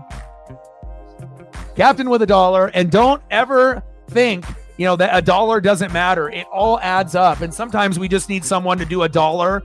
At some point, $1, $2. Even if it seems like minimal or it's not worth it, it is, because every dollar counts. And if one person does it, maybe it'll lead to another person doing it. But again, if you end up going an hour and a half, 2 hours, and everyone's looking at each other to make the first move and no one does it, then it's kind of hard to be able to, hit goals unless you have a GOAT like Reflect to be able to bail everything out. So appreciate you, Captain. $1 holla. And again, remember, we never want to be at a 0 on any stream. We want to be at a bare minimum at at least a 1 to 5, if it ends up being that. But stacks on stacks, racks on racks, little Cactus Jack bang bang. Let me know what you guys want for photos, and I got you. Appreciate it. It means a lot. Because remember, you can like the channel, you can sub to the channel, you can share my content, but the biggest thing that you can do to, keep this train going, right, is obviously donating to be able to, pay the bills, to be able to support the internet for this channel. Just the internet and the streaming program alone that I use, it costs $145 a month just to be able to do this, so, and that's just for the internet side, for the gig service. And then the platform that I use that used to only cost $25 a month, and now it's $45 a month, or it was, $25 a month, and now it's $45. So appreciate it. We're at 101, 99 to go to hit the next goal.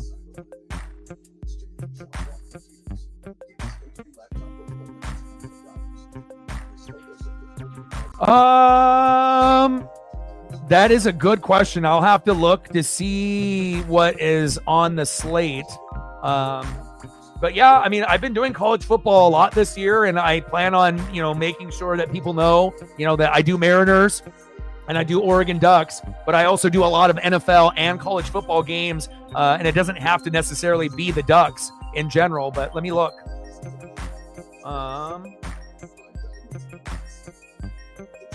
Oh, it's the Mountain West Championship. Oh, yeah, for sure I'm going to do that. Absolutely, I'm going to do that. And then we got Packers-Lions on fucking Thursday. Are you shitting me? That's going to be great.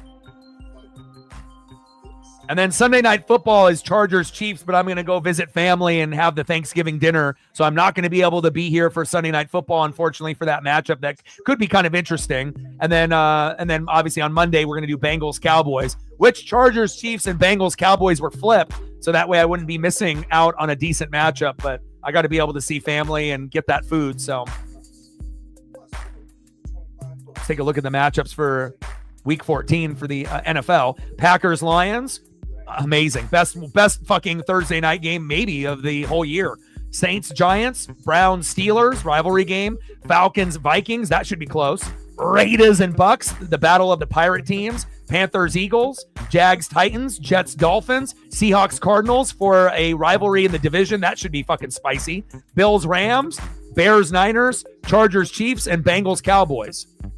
But yeah, I'm definitely going to be doing I'll definitely be doing the Boise State matchup, especially if it has meaning to it, which is going to be for the Mountain West Championship. Definitely doing that. I mean, just for Genty alone, it's going to be fun. So,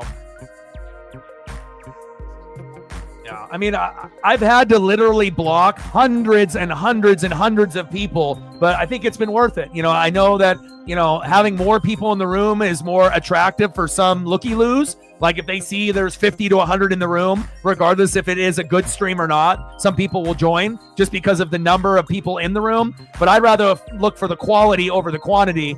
And again, it's like, having 50 people or 100 people in the room is great. But what happens if there's like 80 trolls or haters and then the regulars? It won't be fun. It'll be a bad experience. So I want to make sure that we have something, that I can control. And, even if that means that I have less subs, less views, and it takes me longer to hit goals, but if I can do it my way, to keep the mental health good for everyone in the room, other than myself, including myself and you guys, then, sometimes you got to be able to make those sacrifices, that it's not just about views and people and subs, it's about people that actually are watching and caring what you do. And complete.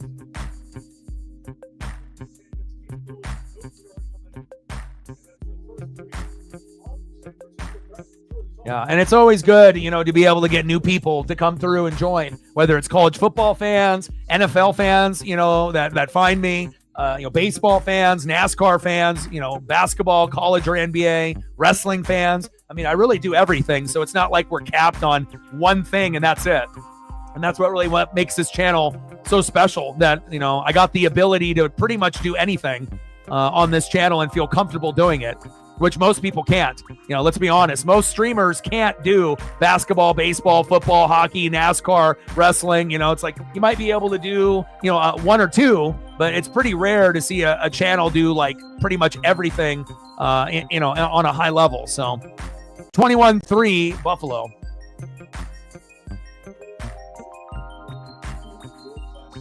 Yeah. Well, not only the sports community, Steel, but the wrestling community as well. I think there's people overall are just negative, and they don't want to see people win. They don't want to see people happy. Again, whenever you get a spike in a stream, it's not because, that streamer's favorite team is winning. They'll show up when the team is about to lose, or they're hoping that they lose so they can go in there and talk shit. That's just kind of people's nature nowadays, that they can't be happy for other people. They want to see people miserable. They want to see people angry. They want to see people cry. They want to see people frustrated, freak out, lose their shit.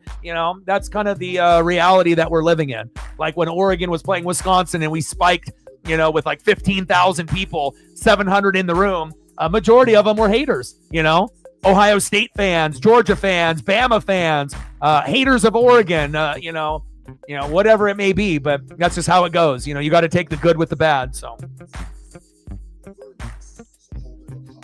but let me know what photos I can get, and I got you.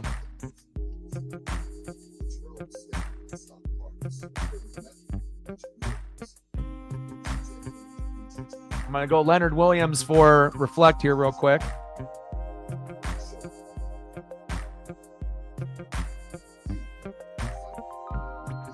But thank you for making the stream successful.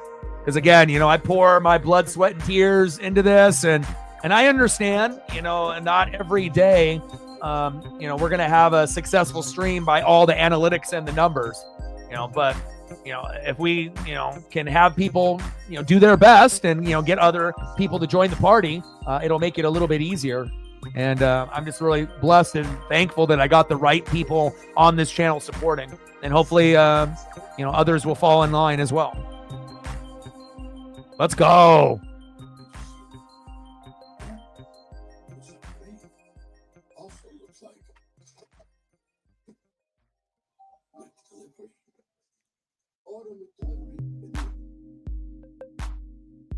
Last game here, Bills beat the Chiefs. They had a bye week, so what Josh Allen do during the bye week?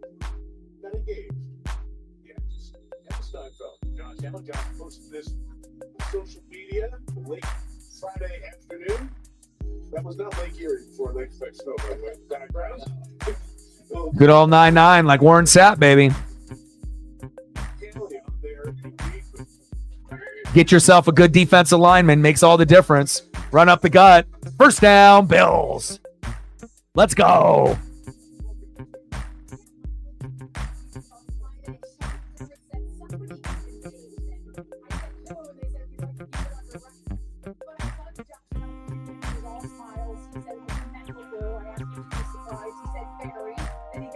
good. And I asked about a working day. 21-3 Buffalo.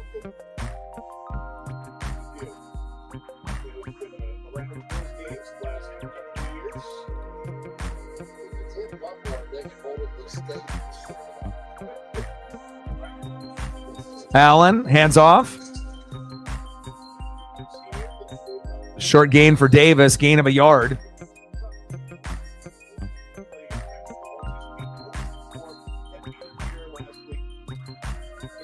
Curtis Samuel, left end, pushed out at the San Francisco 25 for 7 yards. 3rd down and 2. Yeah, and you know, the funny thing is when you get those fans that say those things, those are the fans, people that don't know me. You know, like all I do is read and watch film. It's like, if you're going to come in here and talk shit, you better know what you're talking about. Like, you know, acting like we don't have the most, you know, ranked wins against top 25 teams than anyone in the country. You know, it's hilarious, but you know, that's what happens, you know, when you're normally on top and then, you know, little brother ends up being big brother in the division in year number 1. You know, we let our play speak for itself, and you know, we'll see where it goes from here. But it comes down to coaching. If you have a great coach, that really makes all the difference.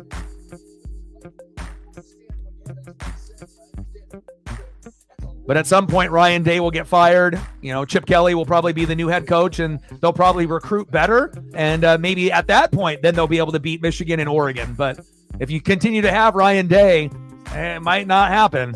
You know, and think about how many great players that Ohio State has, you know, but again, you know, if you know how to play that particular team, and it shows you Ohio State needs a good quarterback to even be competitive, because if you don't have a good quarterback, you're going to get fucking beat even by a team like Michigan that probably had no business beating them, but you know, that's how it goes.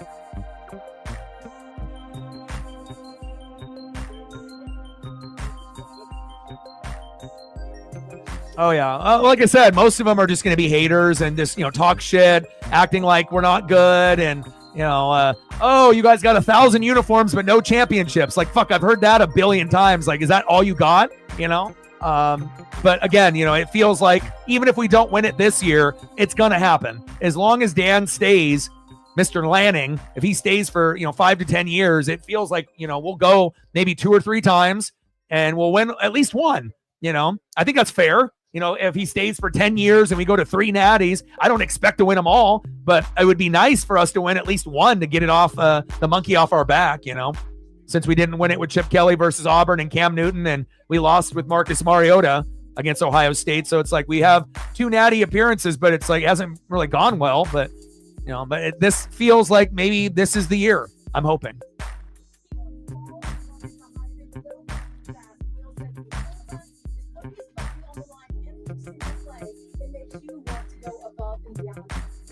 Trash, overrated. Come on, bro. He's not good. I would be good if I was fucking throwing to NFL fucking wide receivers. You know, you have to be able to make the difference. Is it the quarterback or is it the running backs and receivers that are on the team that make the quarterback look good? And that's exactly what it is. You know, if you want to look up mid in a dictionary, his face is fucking there. He's not that good. I mean, he can complete passes for little checkdowns and go 18 for 20, you know, for like 5-yard passes, but that doesn't mean he's good, you know? Like, you got to think of the running backs and the wide receivers that they have almost every year that go to the NFL.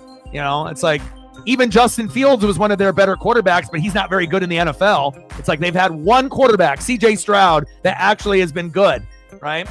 And they always said Ohio State and Oregon don't have quarterbacks that can do it. But now we got Justin Herbert. Now we got Bo Nix. So at least we have 2. They got CJ Stroud and I guess Justin Fields, but I don't think you can really say that because he's a backup now. So, you know, So I think we've bucked the trend to show that, hey, we have at least one or two that have made it. CJ Stroud for them and, Herbert and Nix for us. But it's like if you don't got an elite quarterback, you're not going to be able to get the job done. Ooh, what a pass. What a catch. Oh, lateral. Go, Josh. Wow. Touchdown. Josh Allen with the lateral from Amari Cooper. Wow. And again, this team is fun. And again, if you're a Chief fan, of course, you're wanting to go for a three-peat. But if it's me, I would love to see the Buffalo Bills in the Super Bowl against the Lions. That's my number one choice. I always thought Josh Allen, was raw. Going into the league from Wyoming, he had a problem with interceptions, and he didn't really get good until Stephon Diggs came. But then after, a few years with Diggs, I think he's learned, to be able not to force it. He got rid of Gabe Davis and Stephon Diggs, no more drama. But really, what Josh Allen did is he ended up getting a top 5, top 10 running back finally in James Cook. And so that way he doesn't have to feel like he has to be Superman. We know that you can throw for 2 and run for 2. But again, that's not going to be in the game script every week, and it's nice for him to trust his teammates and also a best friend, to a quarterback is a good offensive line and a running back. But what a catch by Amari Cooper there with one hand and then the flip. Unreal. Like, I don't know if I've ever seen that on the NFL level. That was awesome. And again, what we say here on the channel is going to be, things that they're going to start saying in the media. So we've already been saying that. I think that, the Bills, and this was before today and last week and the week before, we've already been saying it for the last 3 weeks that, Bills Lions would be sexy. And then now on programs, Good Morning Football and all these NFL programs that you're going to hear, you're going to start hearing everybody saying the same exact thing that we said 3 weeks ago. Oh, the Bills and the Lions would be great. If it's not the Chiefs. It's either you recognize it or you don't. 28-3 Buffalo. Yeah, terrible. Wasn't good either. I mean, I'm not a big fan of Dylan Gabriel, but Dylan Gabriel is much better, than those guys. You know what I mean? And I don't think that Dylan Gabriel will be an NFL quarterback. But based on what we're watching this season, with Shedeur Sanders and Cam Ward and Dylan Gabriel, it doesn't really feel like it packs the same kind of punch in previous quarterbacks that we've had, or maybe even last year's, quarterback class. It doesn't really feel like it's as good. They don't have a Michael Penix Jr., Bo Nix, Jaden Daniels. Those 3 quarterbacks seem like they're going to be much better than the 3 quarterbacks that we have now because, we already know Dylan Gabriel probably won't pan out in the NFL. He'll be a project quarterback. Cam Ward has some skills, but if he doesn't have the right coaching and supporting cast, he could end up failing or having to wait to go to his second team. And then Shedeur Sanders, if he ends up being the number 1 pick and going to the Giants, right, or something like that, is that really going to work out? Is Shedeur Sanders going to knock your socks off? If he goes to the Giants or something? Not really. It will probably be better, than Daniel Jones, but is it going to be, is Shedeur Sanders going to be Jaden Daniels and that type of player? We don't know. You know what I'm saying? So I feel like there, normally you have an idea, with Michael Penix Jr., Jaden Daniels, Bo Nix, you knew that when they get their chance that they're going to be able to show out. I don't think we have the same type of confidence in these quarterbacks this year. At least I don't. So maybe you guys do, but I definitely don't.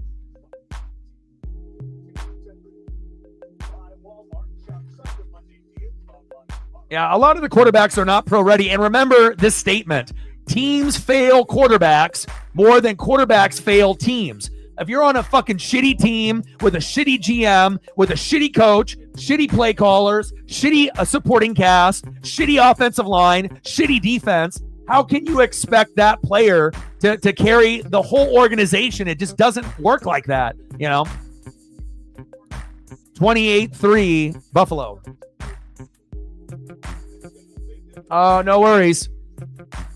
Leonard Williams for MVP, huh? Great pick 6, thick 6. Debo down the sideline. Yeah, big win. It's nice for almost all of our teams to win on the, like I said, I don't think we've had the Colts, the Bucks, and the Hawks win in the same week all year. So all of us are, trying to get those dubs. And again, I'm trying to get a Buccaneer NFC South crown. And I know the Hawks are going to try to keep that first place spot, which will be difficult, you know. But I think that, you know, some teams are going to fall behind, right? And if the Niners and Cardinals end up being the teams that kind of fall back, and then it ends up being between Seattle and Los Angeles or Seattle and Arizona, I'm definitely going for Seattle to win the division with Tampa in the South. I mean, there's no guarantee that Tampa and Seattle would win a playoff game, but it would be cool to win the division and at least get there. So, no problem. Appreciate you. $5 holla. Let me know if there's any photos you want to see either at the end of the game or whenever you have time. Stacks on stacks, racks on racks. Cactus Jack, birthday girl, birthday lady. $5 holla. Seahawks queen. Appreciate you. $5 holla. It's all about Leonard Williams, baby. Let's go. Yes. That guy right there. He's good. Shows you, like, you know, when you don't have like really good players on the offensive line and defensive line, and then you get them, it really does make all the difference. Purdy, and doing it against his former team in their building. How sweet was that? I watched that whole game. I was screaming my head off. Go, big man, go! And he made it. I got you. You got time now for him, or you want to wait till later? I mean, technically, you can have two streams up on your computer at the same time. You just don't need to be necessarily talking in both at the same time. But, you know, you let me know when you're ready, and I'll get you some Stefan photos. 28-3 Buffalo. Appreciate the support from Megan and Captain and Reflect. It shows you at any given moment, you know, somebody can step up and make a difference. And coincidentally, all of them are Hawk fans. Am I surprised? Not one bit.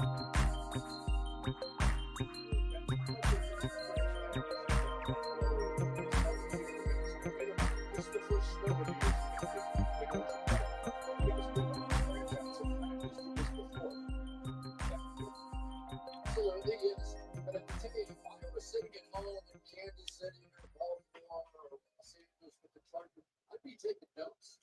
That you might be coming in and you might see something like this and want to begin to formulate. Juwan Jennings to the Buffalo 17 for 26 yards. And it's crazy. Like, Juwan Jennings is probably the most reliable target. Like, we figured that, you know, and the game isn't over yet, so you already know Kittle is going to be targeted at some point in the fourth quarter or here in the end of the third, and they probably should have already been going to him more frequently, but they haven't. Debo hasn't been good this year. Ayuk obviously is on IR, but Juwan Jennings has surprisingly been pretty good for this bad San Francisco team this year. Oh, he got all cricket set? How thoughtful. Oh, he'll love that. First down and 10. Man in motion. Halfback toss. Oh, Christian McCaffrey with the gain. Oh, that's right. Christian McCaffrey knee exploded because the fantasy gods don't want me to have any fucking joy all year. 28-3 Buffalo. It's crazy, too, because I had Jordan Mason also, and the same shit happened where Jordan Mason ended up getting hurt. And look, yeah, it's not even him. Gorendo, 15 yards. There's the tutty for San Francisco. That would have been my Christian McCaffrey. Thanks a lot, sports gods.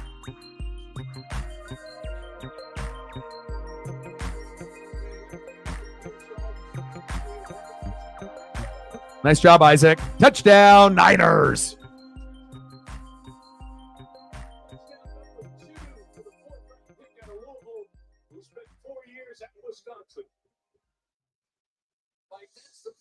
Right there. You get someone running, and remember how hard it is. See if we can squeeze in some photos. We'll get the Leonard Williams here for all the Hawks, and we'll start squeezing some of these in. So a couple of these plays to the outside where you get a little motion or you get a little momentum going, all of a sudden you make the edge in a way you wouldn't otherwise. Extra point is up and good. 28-10 Buffalo. At least it's kind of respectable now.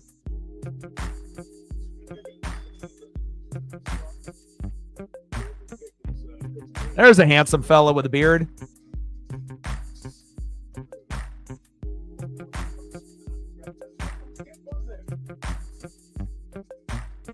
Appreciate you. Leonard Williams. Feels good when you end up having a guy like that, like my Vita Vea, 99, that type of player, like a Warren Sapp. You know, you never know what kind of impact a player like that can make on a team. And, you know, that's probably the least likely guy you would think that would be able to get an interception and run it back at his size. But sometimes you need those freakish plays to win games. And the game was ugly at times, and the Jets were up by 14. But Seattle, you know, they remained, you know, mentally tough. And again, like me and Megan talked about, you know, early on, where some people thought it might be an easy game. You know, I think that, you know, if you're a Hawk fan, you know better. And for me, I follow every team as if they were my own. So I knew, even though the Jets are a shitty team, the Jets, even as a shitty team, can still win a game at home when you have Rodgers. You know, obviously you got Breece Hall, right? Devontae Adams, Garrett Wilson, and that defense. It's like they're bad, but even a bad team can win a game at home. You know, and it took everything that they had to be able to find a way to get that dub. But again, the deserving team won. You know, good teams find a way to win. Bad teams find a way to lose. And Seattle is a good team. And again, if they didn't have injuries with him and a few others in the D-line and the linebacking core earlier in the year, they probably would have a couple more wins. So hopefully they can stay healthy the rest of the way, because I want to see them in the playoffs. No disrespect to San Fran, Arizona, or the Rams, but, you know, it'd be nice for Seattle fans. You know, it's not like Seattle fans in general are going to have all the success with the Cougs and the Huskies and the Mariners. No Sonics, but they will be back. Kraken. It's not going to always go, you know, our way as Pacific Northwest fans. Sometimes, you know, you're only going to have like one or two teams out of all in Seattle that are successful for that year. And even though I live in Oregon and I might not be a Hawk fan and more of a Kraken Mariner fan, I still follow this team very closely as if, you know, they were my own. You know, and we definitely follow up to see what they're doing. So appreciate you. Hope you enjoyed those.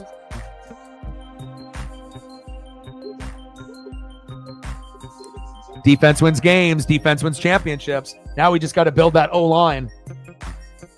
You build that O-line, and then special things will happen. If the O-line ends up being top 5, top 10, Seattle can make an NFC championship game, you know, with the roster, regardless if Geno's the quarterback or not, or they move on to someone else down the road, free agent, draft pick, years down the road. You just got to be able to build the O-line and the defense, and then everything else will find its way. 28-10. Buffalo. At least they finally got a touchdown. Yeah. Any road game is a trap game. Any team that you play that's in your division is a trap game. There's just certain like kind of common sense things that some people take for granted or forget. It's like if you play anybody, like me playing the Panthers, most people would have said, "Oh, dog, you're going to win by 20. They suck." But me knowing the, you know, the experience that I've fucking had with this team, it doesn't matter if the Panthers have 0 wins at this point. I knew that was going to be a game that we could lose. And it's just like, I feel like sometimes records go out the window when you play teams in your own division. Even if one team is 10-0 and the other team is 1-9, that doesn't mean that 1-9 team can't, you know, be spoiler for the day, you know, and for whatever reason, sometimes that shit happens, you know, even though you know you should win the game, but just a bunch of weird, bad luck, self-inflicting wounds happen. A lot of false starts, interceptions, fumbles, shit that normally doesn't happen happens against this bad team that you play. And then unless you can bury it out at the end, sometimes you lose, but other times you can have a big play made by Leonard Williams that ends up being the difference. So I'm really thankful that the Hawks have a player like that. You know, you guys deserve to be able to, you know, build that O and build that D and get it to where it needs to be. 28-10, Bills.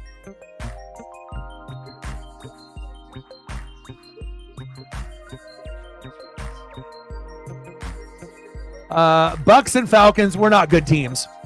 Like if I had Chris Godwin, you know, I think my team's better than yours at that point, you know, but my defense, you know, is not on the Buccaneer level, you know, so like I feel like if and this is just me being real, you know, I could obviously be biased and be like, yeah, the Bucs are good, we're going to win the NFC South, we're going to the Super Bowl, but I always keep it real regardless if our team is good, bad, or in the middle. And I feel like with the Seahawks would be included in the conversation too. Seahawks, Rams, Bucks, Falcons, you know, Vikings. If we get in, there's a chance that we could win a game or two, but realistically, depending on who we match up against, we could end up making the playoffs and losing in that first game. It's like we have some things that we're good at, but we also have weaknesses that, we could get exploited, especially if you end up playing the Lions, the Eagles, the Packers. Not really ideal. And even if we played a team like Washington, we feel like, we could beat them. But depending on how we show up, it's also a game that we could get our ass kicked in too, So I feel that our teams are good enough to get there, but are we on the same level as the Packers, the Lions, and the Eagles? No, but could we play like them in 1 week? Yes, we could. Could we upset a good team? Yes, all those teams could. Seahawks, Rams, Falcons, Buccaneers, Minnesota Vikings, Commandos. But again, the game is consistency, and anyone can beat anyone in one game. So, obviously in football, there's always a chance, and it's like you don't have to worry about best of 7 games like in the NHL, MLB, and NBA, where you can fuck up multiple times and still be a champion and find ways to win those other games. In college football and the NFL, you got one bad quarter, you're fucked. And that might be your season. Bye-bye championship. The room for errors is much less in the NFL and college football than it is in MLB, NBA, NHL. Those, it's best of, 7. You have to win 4 times, so you can fuck up 2 or 3 times and still be a champion. In the NFL, you fuck up in a quarter or on a drive and have a critical turnover, that could be the end of your season. Just one little minor mistake, and that's why we love college football and the NFL typically the most out of sports, because everything is on the line, even when people don't think it's on the line. All right. Happy birthday. Thank you so much. Again, I've been watching sports for a long time. Reflect is an OG. I've been watching since 85. And, again, it's like I always try to give you not just the black and the white, but I give you the gray areas.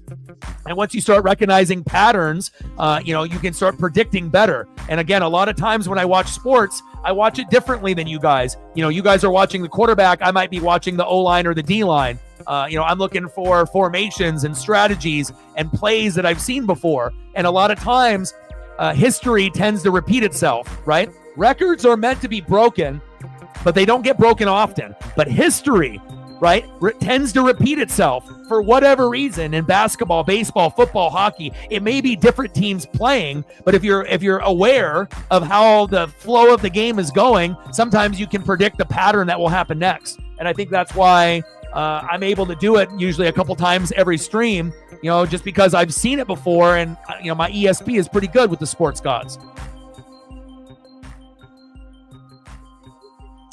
End of the third quarter, 28-10, Buffalo.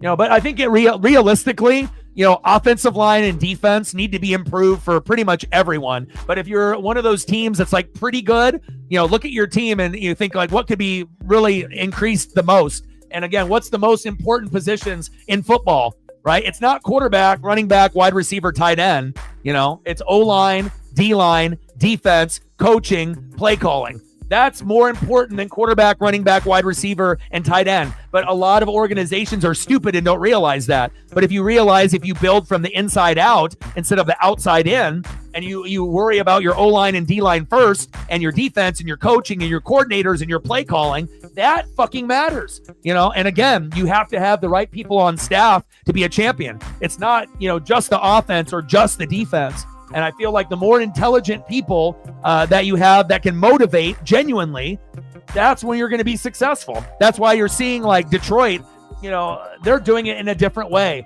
because some people think that Dan Campbell is a meathead. But if you actually know Dan Campbell and you go back to his playing history, he has the utmost respect, from his peers, right? And even though no one ever saw Dan Campbell, no one ever remembers Dan Campbell. But one thing that I remember, he was a team captain. They don't make a jobber player team captain unless he's special, right? And that's exactly what Dan Campbell is. He gives you that passion. He's a football guy.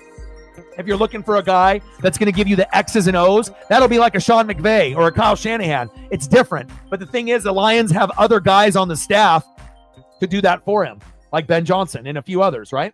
So sometimes, you have to have the right motivation and the right intelligence. But as long as it's genuine and honest and real, people will run through a wall for you, right? There's a lot of fake people that are out there in this world, but if you're one of those genuine ones, people will ride or die for you if you're a real one. Real recognizes real, right? And that's why there's so many fakes that are out there, because they're just not genuine, It's like playing a part, trying to be an actor or an actress. And unfortunately, a lot of people believe these people, You have to understand, not everyone is a good person. Facts.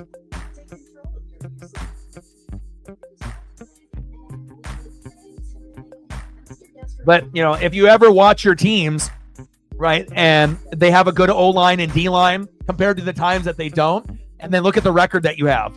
Even if you have all-pro at quarterback, all-pro at running back, all-pro at wide receiver, all-pro at tight end, if your O-line and your D-line stink, you're not going to be a good football team, Again, it's like you can have the Ferrari and the Lambo and the Maserati, right? But the O-line and the D-line and the coaching and the play calling is like the gasoline. And again, if you don't got no gas, all you do is got a flashy ride that everyone can stare and look at, but it's not going anywhere.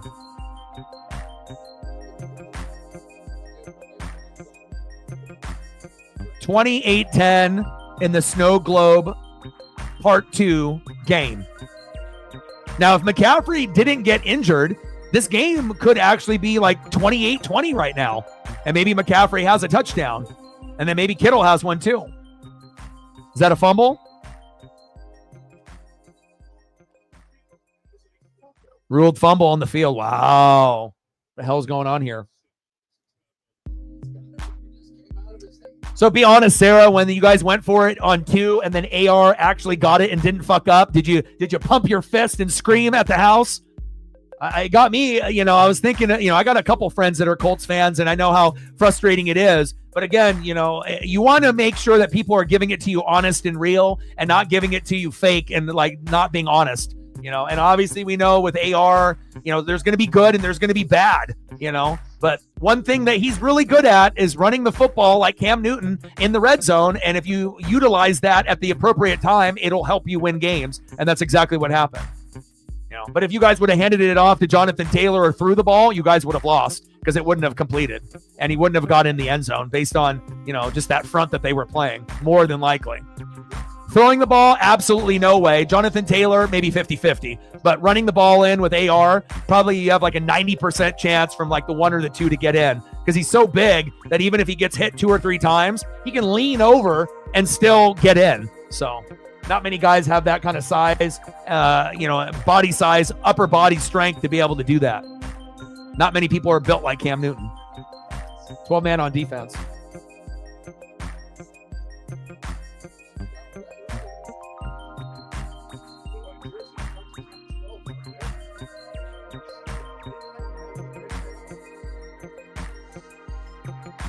Yeah, I mean, everything that's happening into the Niners is like what's happening to me in my real life, at least fantasy-wise. Everything else in my life is great. Paisley's great. You guys are great. Football has been great. Oregon Ducks have been great.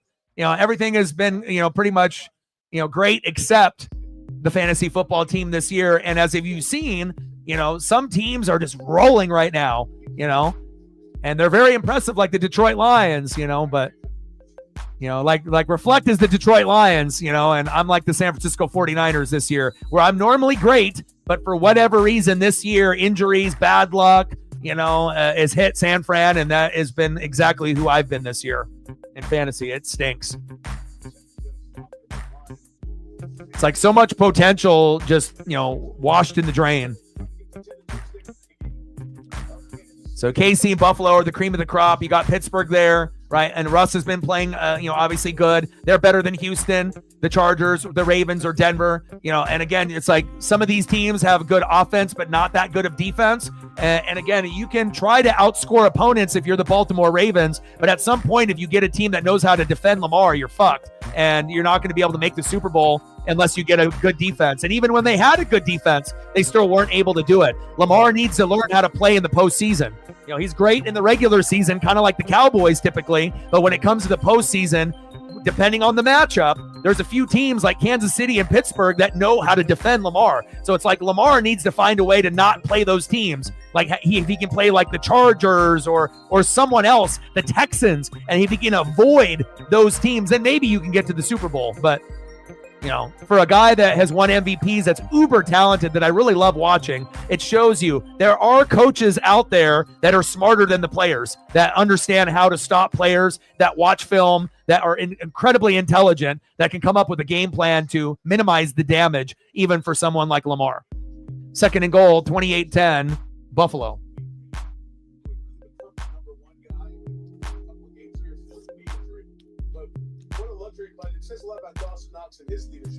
Oh man. I mean, obviously Reflect is, you know, Detroit or Kansas City, you know, he's up there. He's the best of the best.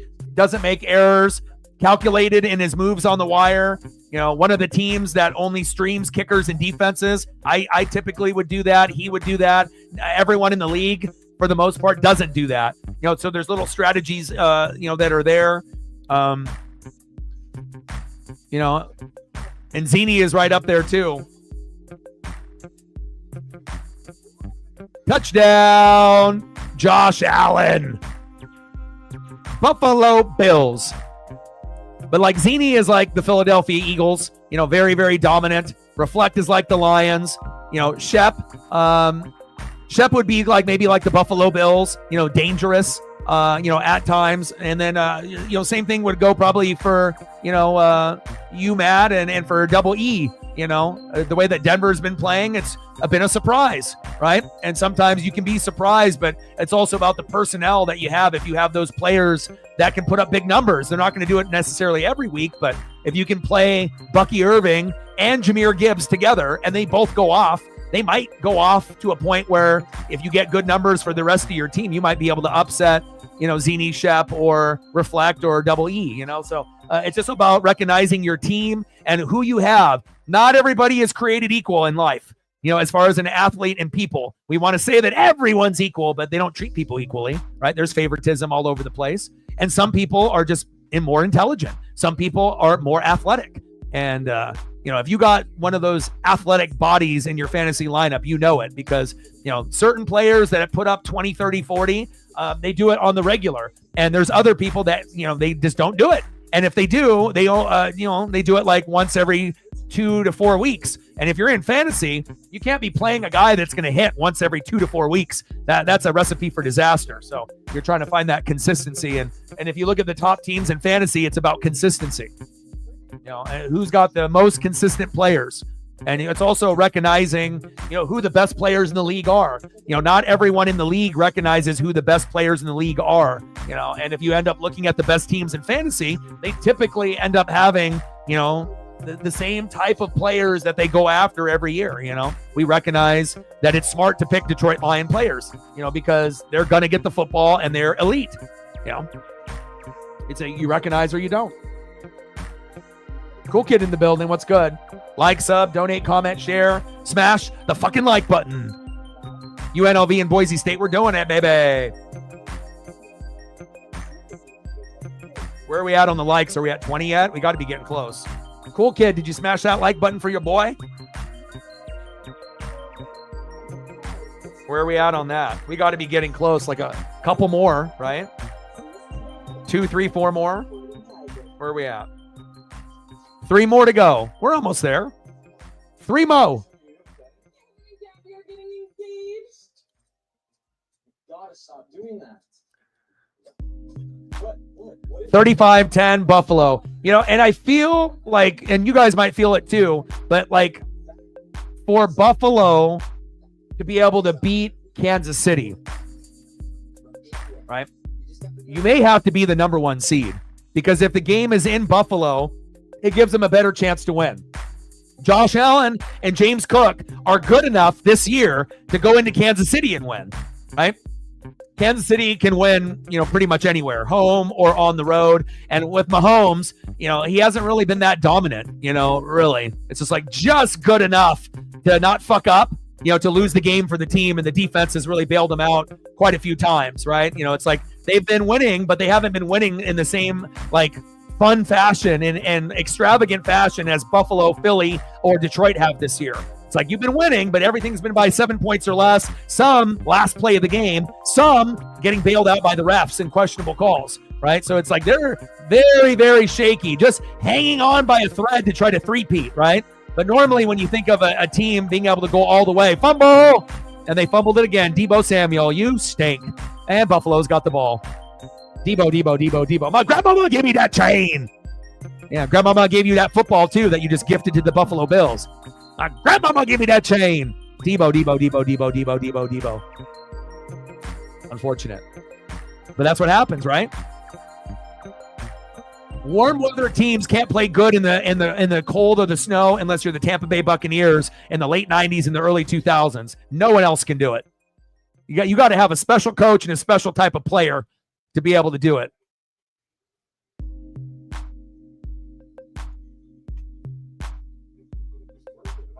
But Buffalo can do it this year. I'm telling you. You know, the James Cook addition is huge.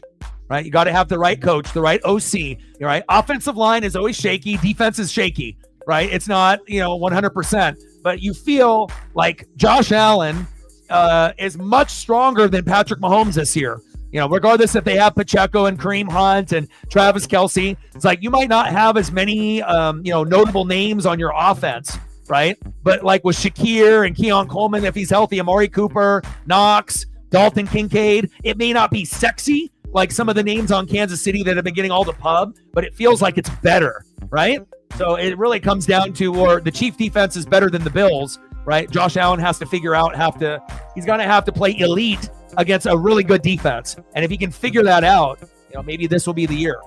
But we will see Buffalo in a Super Bowl in the Josh Allen era. I just don't know if it'll be this year or next year, but it kind of feels like it could be this year. But if the Bills can get the best record and have home field, that definitely is a huge advantage. Could be the deciding factor with all the fans cheering for you, to end up beating them by 3, like 27-24, with the Buffalo crowd going crazy, everyone jumping into tables pregame. He did it. He finally beat the Chiefs and Patrick Mahomes, right? Like we can see it, right? There's going to be certain people that are going to be able to make it happen. And then there's other people like Lamar where he's going to need help to make it happen. Hopefully his time hasn't come and gone like Burrow.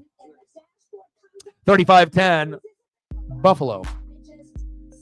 Yeah, but your Steelers are scary too because TJ Watt is arguably the best player on defense in the league, right? And if Russell Wilson can play like a Josh Allen, the Steelers have a chance to be able to overachieve, make the AFC Championship game against the Chiefs or the Bills, and they would have a shot to be the surprise team that makes it to the Super Bowl. They could, but if TJ Watt gets injured, then that dream is over, right? If Russell Wilson starts playing like shit, that dream is over. If George Pickens isn't getting the ball on the regular and playing like a top 5, top 10 receiver, that dream is over. But if you guys can keep it going, you're going to have an advantage probably over the Chargers, the Ravens, the Broncos, the Texans. So really, you just have to be up there in the top 3 with the Bills and the Chiefs. And if you can hang around, maybe you can be the team. Right? The Pittsburgh Steelers, to me, are like the Green Bay Packers of the NFC. You're third best. The Eagles and the Lions are better, but it doesn't mean that the Packers and the Steelers can't overachieve and get there. But the thing is, you're not going to get both number 3 teams in the Super Bowl. That's not going to happen, right? You're not going to see Packers Steelers Super Bowl, even though for some of y'all, you guys would love that shit. If you love the Steelers or love the Packers or Jordan Love or TJ Watt or whatever, right? But those are dangerous teams that people are not really taking seriously right now. He's got the snow goggles on. Hilario. Trubisky is in the game. They're mopping the floor that they don't even want to have Josh Allen play anymore. They're like, fuck it. Get in there, Mitch. That's bad. That's when you know that it's 12 minutes in the fourth and you put in your backup. Wow.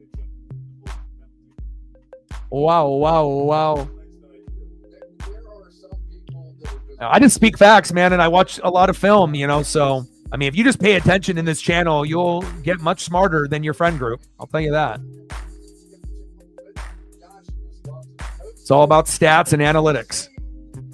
Too serious about too many things.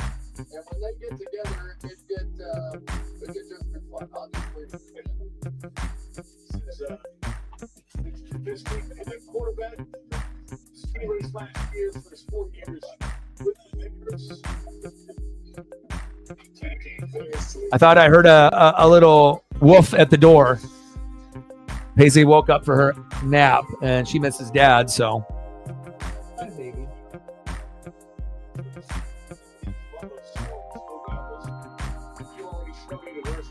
It's crazy, like when you end up having a connection, you know, with like a pup. Like if you like really have like the connection, you know, where it's like your child, it's like family.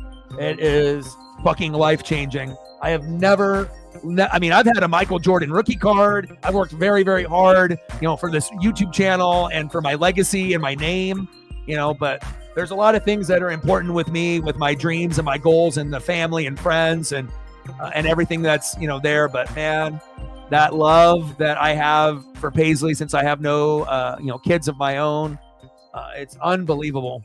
I can't even put it into words. Like, you know, you put in effort, the dog will put in the effort, and my mental health has been fixed because of her. I don't have down days anymore.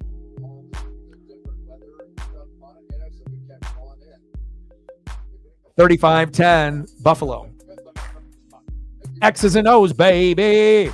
What you know about the X's and the O's? That's why I think it's always hilarious when you get newbies or you know, trolls or haters that come in. It's like, yeah, you can come in and talk shit on a channel that maybe doesn't know anything, but if you're going to come in here and talk shit on this channel, you better know what you're talking about or you're going to get absolutely roasted. Because, I mean, as far as like knowledge, you know, I would put us up there at the very top out of any sports or wrestling YouTube channel that's out there or on Twitch. You know, everyone can watch games, but not everyone watches it the same way. Like, start watching a football game and watch the offensive line. Like, just keep your eyes there. But then if you really want to go deep, like I do, watch the defense. Don't watch the offensive line. And, you know, you're obviously watching the quarterback and where the ball is going to the running back and wide receiver. But if you can keep your eyes on the defense longer and watch the D-line, the linebacker, you be the quarterback of the defense and call the protections and audibles and watch how your secondary moves sideline to sideline, if they're actually good or if they stink. You know, you can really learn a lot about football when you shift your mindset and do something that most people don't. Like, I'm a defensive-minded guy, but I still can watch it like you guys do offensively, but I like watching the defensive side as the primary, and it changes the way that you look at football and special teams and just football in general. Defense wins games. Defense wins championships. Not many people watch the defense. They watch the offense, the glorified skill positions shit that they push down your throat. Oh, quarterback, running back, wide receiver, tight end. But there's other things that are more important, but those are just the most popular. Just because it's popular doesn't mean it's the most important or the best. Facts. Tyler Bass, 19 for 22. 61 for the long. Can he do it? In the blizzard. Kick is up. He's got the distance. No good. Oh, God. I mean, I've had a bunch, you know. I don't know. I mean, there's too many, man. Yeah, but also, too, you got to think that this channel ends up having the most wide range of fans than most sports and wrestling channels. Every channel is going to have a niche audience of like 25 to 34 or, you know, whatever it is. But here, you know, the youngest people that will pop in and listen, you know, here and there are like 10 to 15. You know, there'll be like a few of those, but, you know, mostly it'll be 18 and up, you know, but it goes from 10 to 15 at the youngest to like 90 as the oldest. So you get a wide range of people that live in the United States and across the globe overseas, and you're getting kids in every generation. You know, Gen Z, Gen X, you know, the baby boomers. I mean, you're you know, the millennials. You're getting every kind of point of view of, you know, sports and for music and whatever, you know, that we're going over. So it's a nice blend. But also, too, you know, some people obviously are going to know a little bit more than others, not necessarily just based off your age, but, you know, your dedication to reading or, you know, film study or whatever. But there's been a bunch.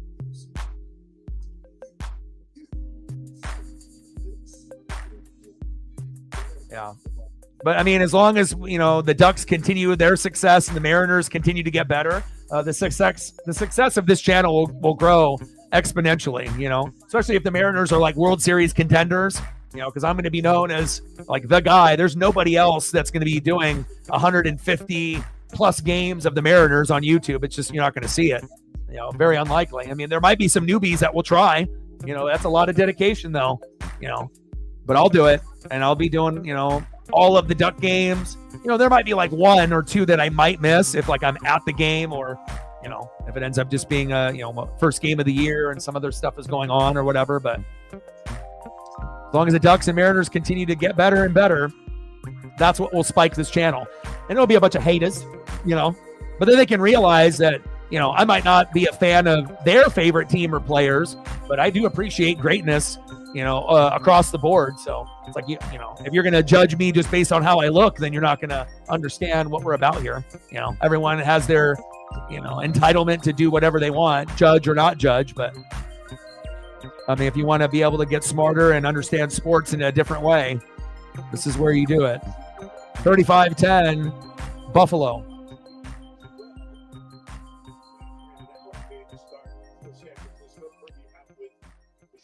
I mean, we might not be, you know, famous, you know, but it doesn't mean that, you know, famous people don't watch, you know, like Good Morning Football and Peter Schrager and Pat McAfee show. Like, you got to understand, everyone's got a social media team, and they're always going to keep up with the top, you know, 10 people that are streaming and that they feel that, you know, would have something worthy, you know, whether it be their style, custom nicknames, catchphrases, you know, everyone that does this on a high level is unique in their own way. You know, and obviously each has their own type of fan base that can be supported. So some are more genuine than others. But one thing that is a common thing, whether you're genuine or not, everyone has got a work ethic, you know, especially if you're one of the top, you know, people that is known for what you do.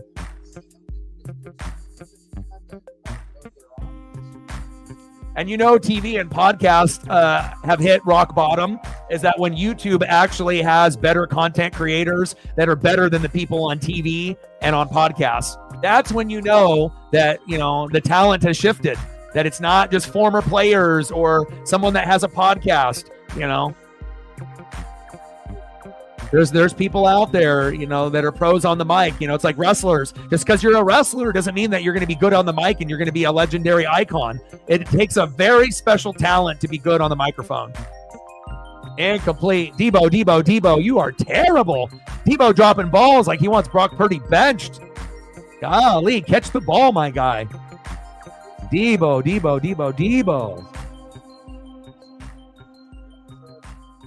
No, I ban it. Because I feel with trades, there's always someone that is being mischievous and they try to rip off someone else to create a super team, and I will not allow it. You win by making a great draft, and then if you fuck up, right, you have to work your way on the wire for a championship. There is no easy way out where one team is shitting the bed and they get rid of all their great players in some whack trade, and then all of a sudden you need 3 good players to make your team elite, and then you get them, and then you win the championship unfairly. Oh, down the sideline, touchdown, Buffalo! But there's a flag on the play. But no trades, and I've never allowed trades because I think trading is cheating. Trading is pretty much meaning that you don't have confidence in your drafting or wire abilities to win a championship. So I feel like with people that do trades, they think, oh, no harm, no foul. And some people do it honestly, but there's always going to be one person that tries to fuck over someone else that either doesn't know how to play or doesn't realize they're getting ripped off. And then sometimes, not all the time, that team will end up, you know, being a contender for the championship based on this kind of shady move. And I don't allow shady shit. So, you know, you want to be shady? Not here. Only shady I like is Slim Shady. 35-10, Buffalo. And also D12. Like the D12 Eminem stuff is excellent. I highly recommend it. If you're a fan of Eminem and want to not listen to My Name Is, you know, and you want to go like further back, do the D12 and listen to the collabs with Proof and D12. It's very, very entertaining. It's very good. It'll bring you back to that time period when that music was on like BET, MTV, on the radio. Incredible.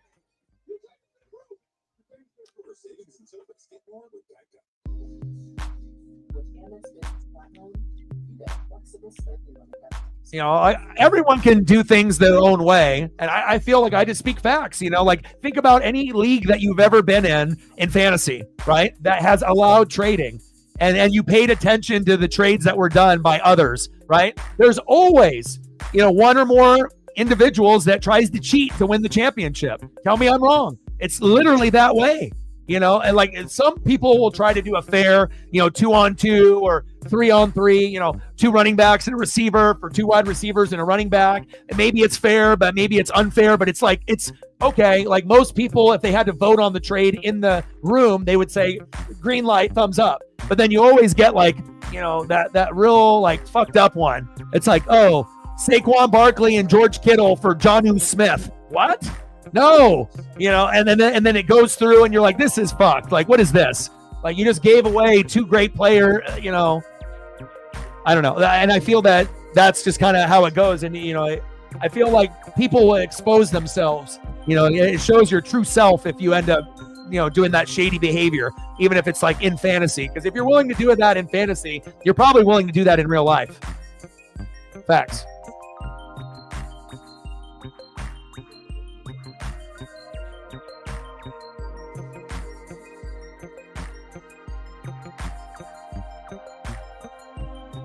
What a game. 35-10, Buffalo.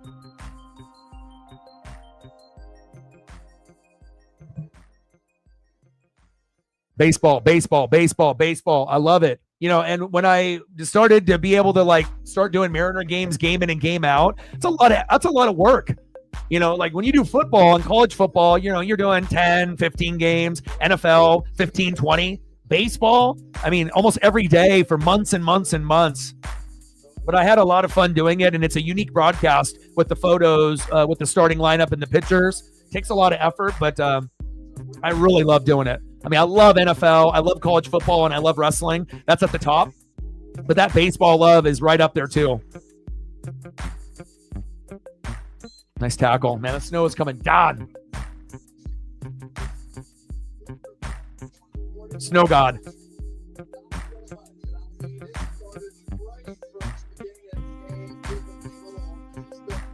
Yeah, and also in sports, people have to recognize too, things change. You know, like when I started watching in the 80s, it's, you know, a different type of game, you know, back then in the 80s and the 90s and the 2000s, even in the 2010s, and then now where we're at in 2020 and beyond. Like the game is evolving by the intelligence of the coordinators, right? So, you know, the smarter that you are, then, you know, then the more non-vanilla your fucking playbook is. And then if you got the personnel to run that shit, then you can start looking like a goddamn genius. And then people will want to hire you as a head coach, like Ben Johnson, right? But if I'm Ben, I'm saying fuck being a head coach for some dog shit team like Chicago. I'd rather be the offensive coordinator for the best team in football, maybe for 3 or 4 years in a row. Right? It's okay to be an OC if you're the best fucking OC in the land.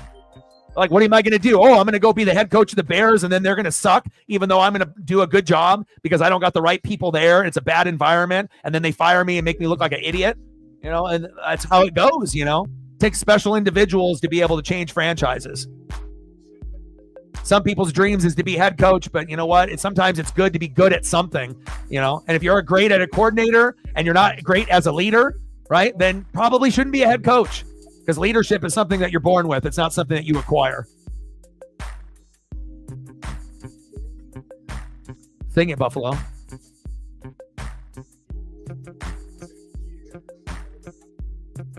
Yeah, and obviously for Seattle, you know, to be, you know, out on the top right now, we talked about what would have to happen for Seattle to be at the top this year, right? Injuries, it happened, right? And again, you had some of your own, but now you're getting healthy.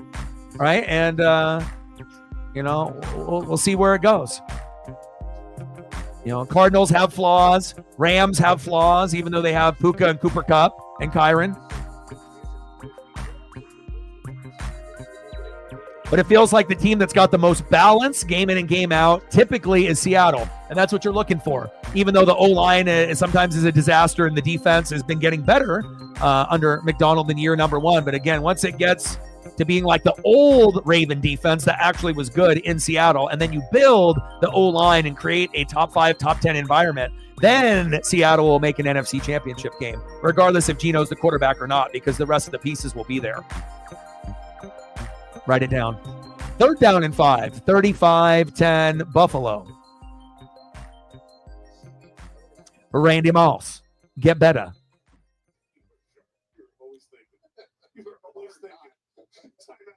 Final timeout. That's their final time. They can't check this. That's 256. They'll be in a situation too.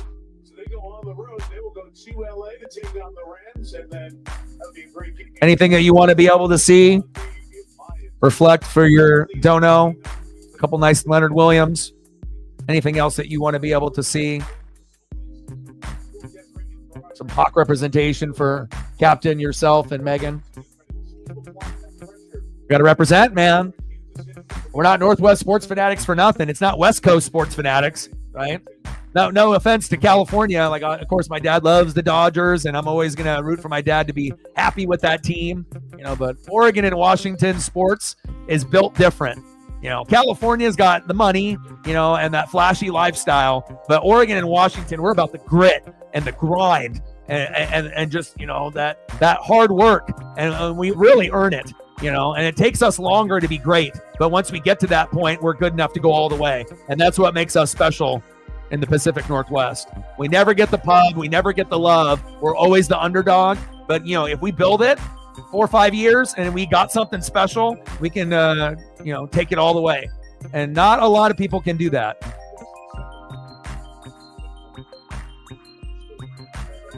Davis for 6 yards to the San Fran 40. 2nd down and 4. 35-10, Buffalo.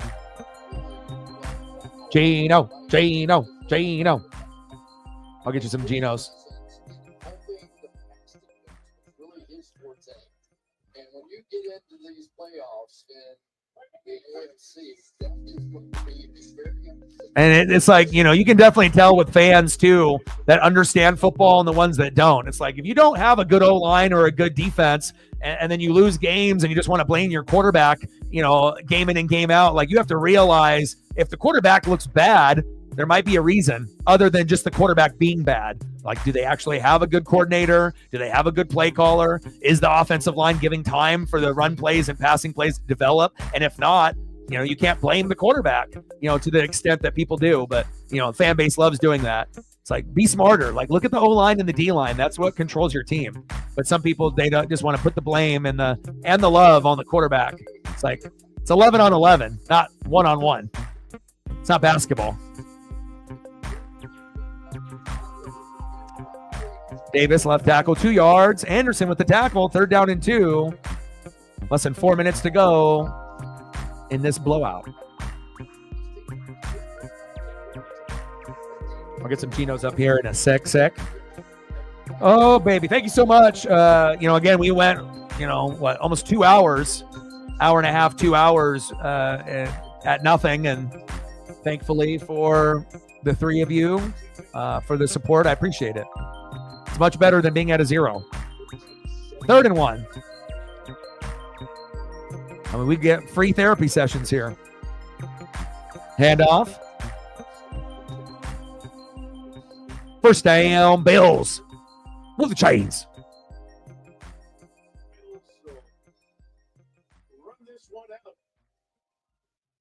Yeah, Baldy's breakdowns are great.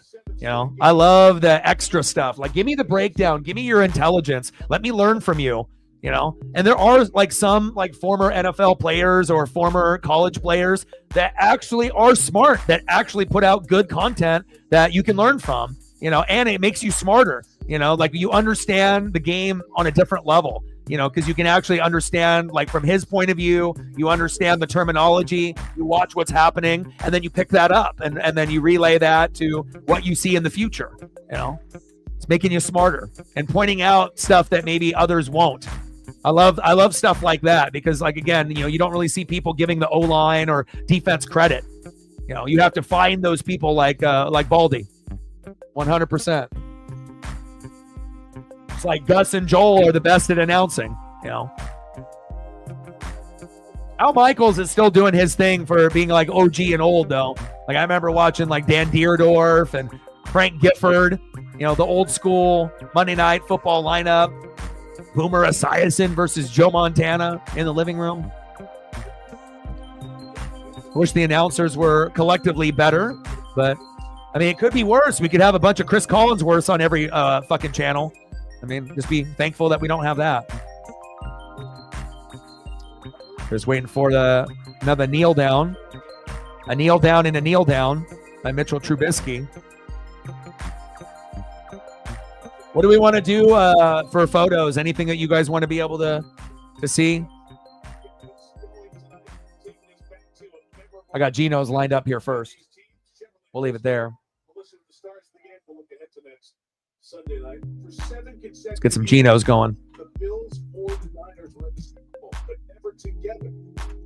San Francisco, Buffalo's run of 4. In San Francisco, difference was the Niners won all theirs, the Bills didn't win theirs. And that is the hope in Western New York that with this. Yeah, but the Bills will probably end up winning a Super Bowl before the Niners. Like the Niners had their window. Final score 35-10 Buffalo.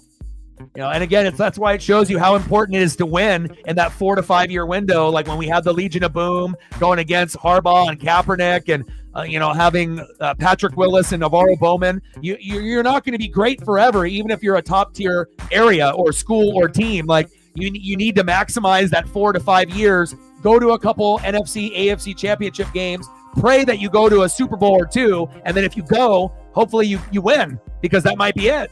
And it shows you how competitive things really are. First down that way. Reflect, Captain Oreo, Megan. Dono Train is that way. Appreciate you guys.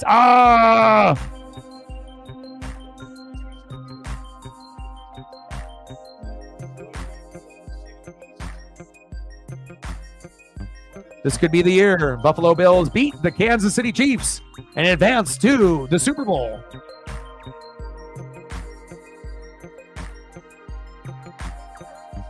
Again, sometimes it's addition by subtraction. You got to realize no Stephon Diggs, right? No Gabe Davis. Look at the way that this team is performing. The Chargers with Harbaugh and Herbert. No Keenan Allen, no Mike Williams, no Eckler. Oh, God, they're going to be terrible, right? And even though the offense isn't the greatest, Harbaugh has been able to turn that team into a winner. Addition by subtraction.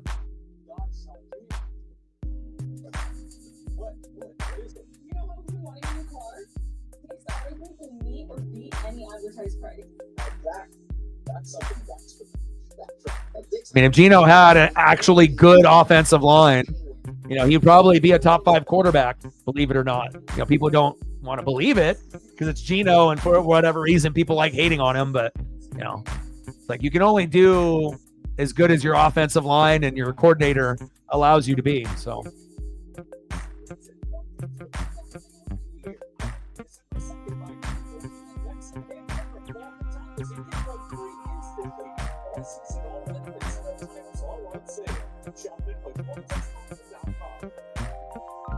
Yeah, I got you.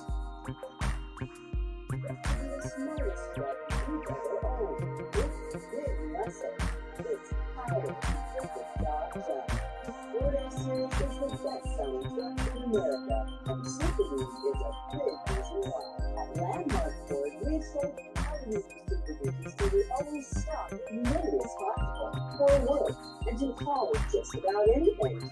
Prices start around $45,000. See us today at Landmark Ford and Tiger. The savings start at 5 a.m. on Black Friday at Buymark, including bonus zone savings on Rustler men's straight leg regular. It's like jersey looks good.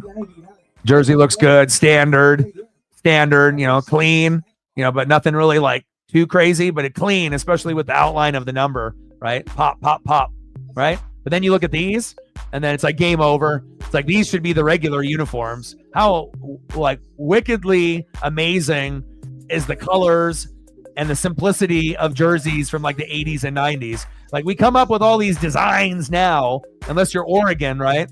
And it can still look, unique and cool and, 2024, right? But then when you look at something like with the color and the color combo with the green, the placement, the colors, the silver, it's undefeated and unmatched. And there's a reason why 80s and 90s in that generation was the best. It was many, many things: sports, movies, music, and obviously uniforms. Because if you want to get a Mitchell and Ness, you're going to be looking at throwbacks that look beautiful like this. And it's like, even if you don't like the Seahawks or Geno, you can't not admire the combo. It's incredible. Those are one of my favorites of all time, and I'm not even a Hawk fan. Like, those are just, as far as a style perspective is concerned, it's like one of the cleanest that you're ever going to see. You know, it's very attractive to the eyes. Like, it's the right amount of green, not too much, the right shade of green. And then also the silver helmet to go with the jersey is like unmatched. Like, if it was like a white, it wouldn't look as cool. But it's like, that's the whole, you know, you have to know fashion and know what goes together. Unbelievable.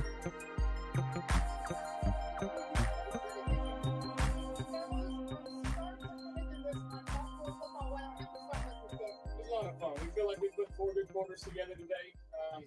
Still probably gonna be some stuff to learn from, but I'm proud of how our guys played. Jimbo ran the ball extremely hard tonight. Our defense made some plays, and 5 in a row. But still got a lot of season left. Yeah, let's talk about how you ran the ball. What was working for you on the ground, especially with that touchdown? The floor a little slippery, so I ain't gonna. I was just running. So I was just running. And this is your first Sunday Night Football game ball. Okay, yeah, we got it right there. What does that mean to you? It means a lot, man. I mean, it carried to my whole line, and this guy right here. We just got to keep going, man. It ain't over yet. We were told he was a man of few words. Josh, all right, so you threw for a touchdown and received a touchdown on the same play. Can you walk us through? You can definitely tell when players are uncomfortable on the microphone. Like James Cook, he's like, I don't want to talk to anybody. Please have this end. This sucks.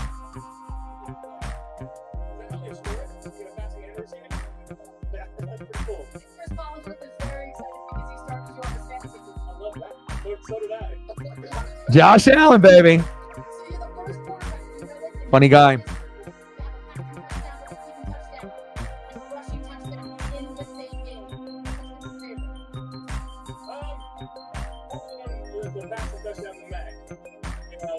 We've worked on this play a lot. Finally gave him a high enough state ball. We can go up and get it. He made a play for me. I love that guy. Dropping the photos for the Hawk fans here. Got a few more minutes on the stream. Want to make sure we get the right photos. Got to eat dinner. Take Paisley on a long walk. Ah, baby. Number 1 in the NFC West, baby. Get you a Leonard. Best play I seen all year, if I'm being honest. Like, defensively, that was, if I had to rank all the plays, that was number 1. It's like you don't see big men do it, and as well as, getting it into the end zone, for a long distance. Some good stuff right there, man. Keep it going.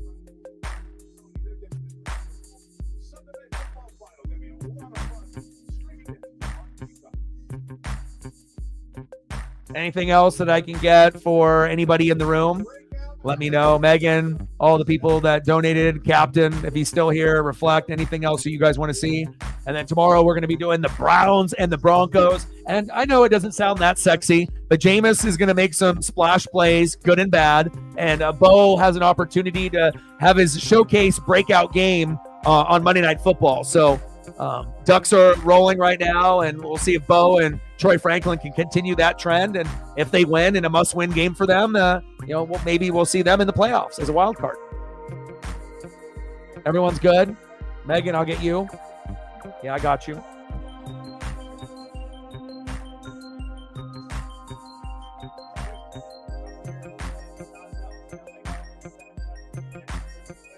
Thank you to Reflect and Captain and Megan and everyone that has participated on the Dono train. It is very important. I appreciate it.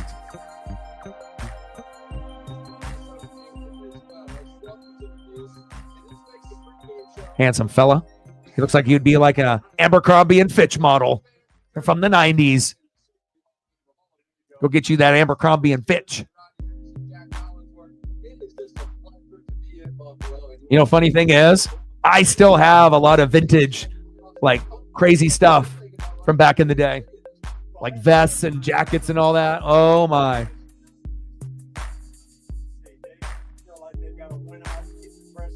Some of their stuff was actually pretty fire. One game, and they got it, and everybody's playing here in these elements. I know we saw last week that the Buffalo Bills had built a defense that can stick with anybody. You talk about Kansas City, you talk about Baltimore, some of the powerhouses of the AFC. I think they're right there where they need to be. And you have to look at what James Cook is doing. This running game now, it's not all on You good? Okay. And also, let me speak Ray Davis. Ray Davis gives them that physical run for running back. Coach, how long did it take before you knew San Francisco was in trouble tonight? I thought in the first quarter, I thought they were there. They were running the ball good, but I felt like they had to do. But Buffalo, they got a good team. What were you thinking?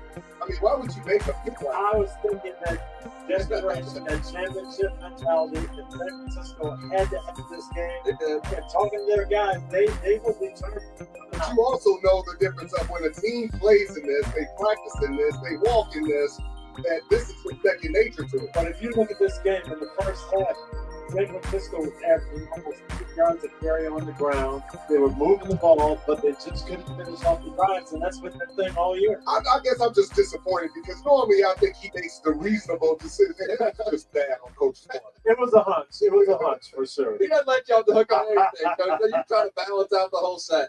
Let's get into the MVP conversation real quick. We were just talking inside there. Lamar Jackson, not a good day at all for his MVP. If you watch a lot of college football and you really know how to analyze film and tape, you can start to see the potential in certain guys that might be able to make a name for themselves a little sooner than later.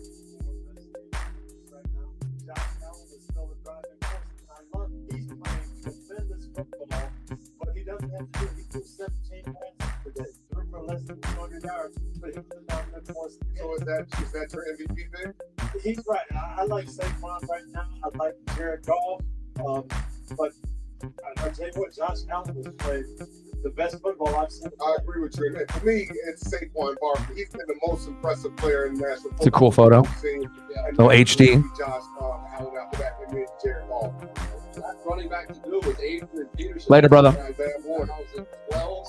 We need a one more like. Appreciate it. Get some rest, brother.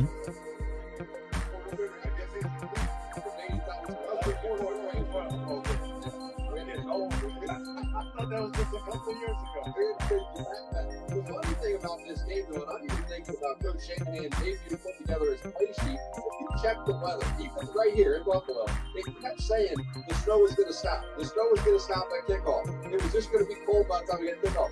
Not only did the snow never stop, the snow only got worse and worse and worse, and that was a bad thing for San Francisco. It was, because once they got behind, they couldn't make that run. But Buffalo is built for this kind of weather, and I'll tell you what, if they get home field advantage, they're going to be tough. Yeah, I wouldn't want to come here and play. I mean, look at this mess. This is, you know what I mean? I don't care if I'm here. I wouldn't want to come here. Woo! The fan support that they have. Fire, fire, fire, fire, fire. Fire. That way. Yeet. Let me see if I can find it here. At Detroit. It gets a little easier down the road there, Coach. New England, the Jets, and then at New England. They get New England. Oh, really? In the final 3 weeks. That is sad. But definitely had some, good people in his life to go down that particular path for his dreams. So, but it was definitely unfortunate. Anything else that I can put up for any of the people that donated? Anything else that anyone wants to see? Captain, reflect. Megan, reflect with the hundo. Captain with the oneer. Megan with the fiver. Appreciate you very much. Oh, I didn't even look. I haven't been paying attention just because. Yeah, did that really? That's what happened? No, that didn't happen, did it? Oh, wow. I actually won. What the hell? Purdy with 2.16 and Kittle with 1.7. Unbelievable. Wow. This is what it's like to win? And Shep, it's funny too with like karma, because on the app, right? On the app, like when you watch and they score, right? You can send a taunt, to the opponent by pushing a button, and there's like a little cartoon character of the player that scores. Nobody, does that, right? But Shep did it to me, obviously, in the morning and whatnot. So, yeah, I guess that's how the ball bounces sometimes. Too bad Christian McCaffrey couldn't complete the game. But, yeah, wow, I actually won a game. Look at that. I got the dub. But what are the chances of, the snow game having that kind of effect with those kind of numbers? That's a little crazy. But, I don't know if that's destiny or not. But that is almost like too good to be true, right? 2 and a 1. Wow.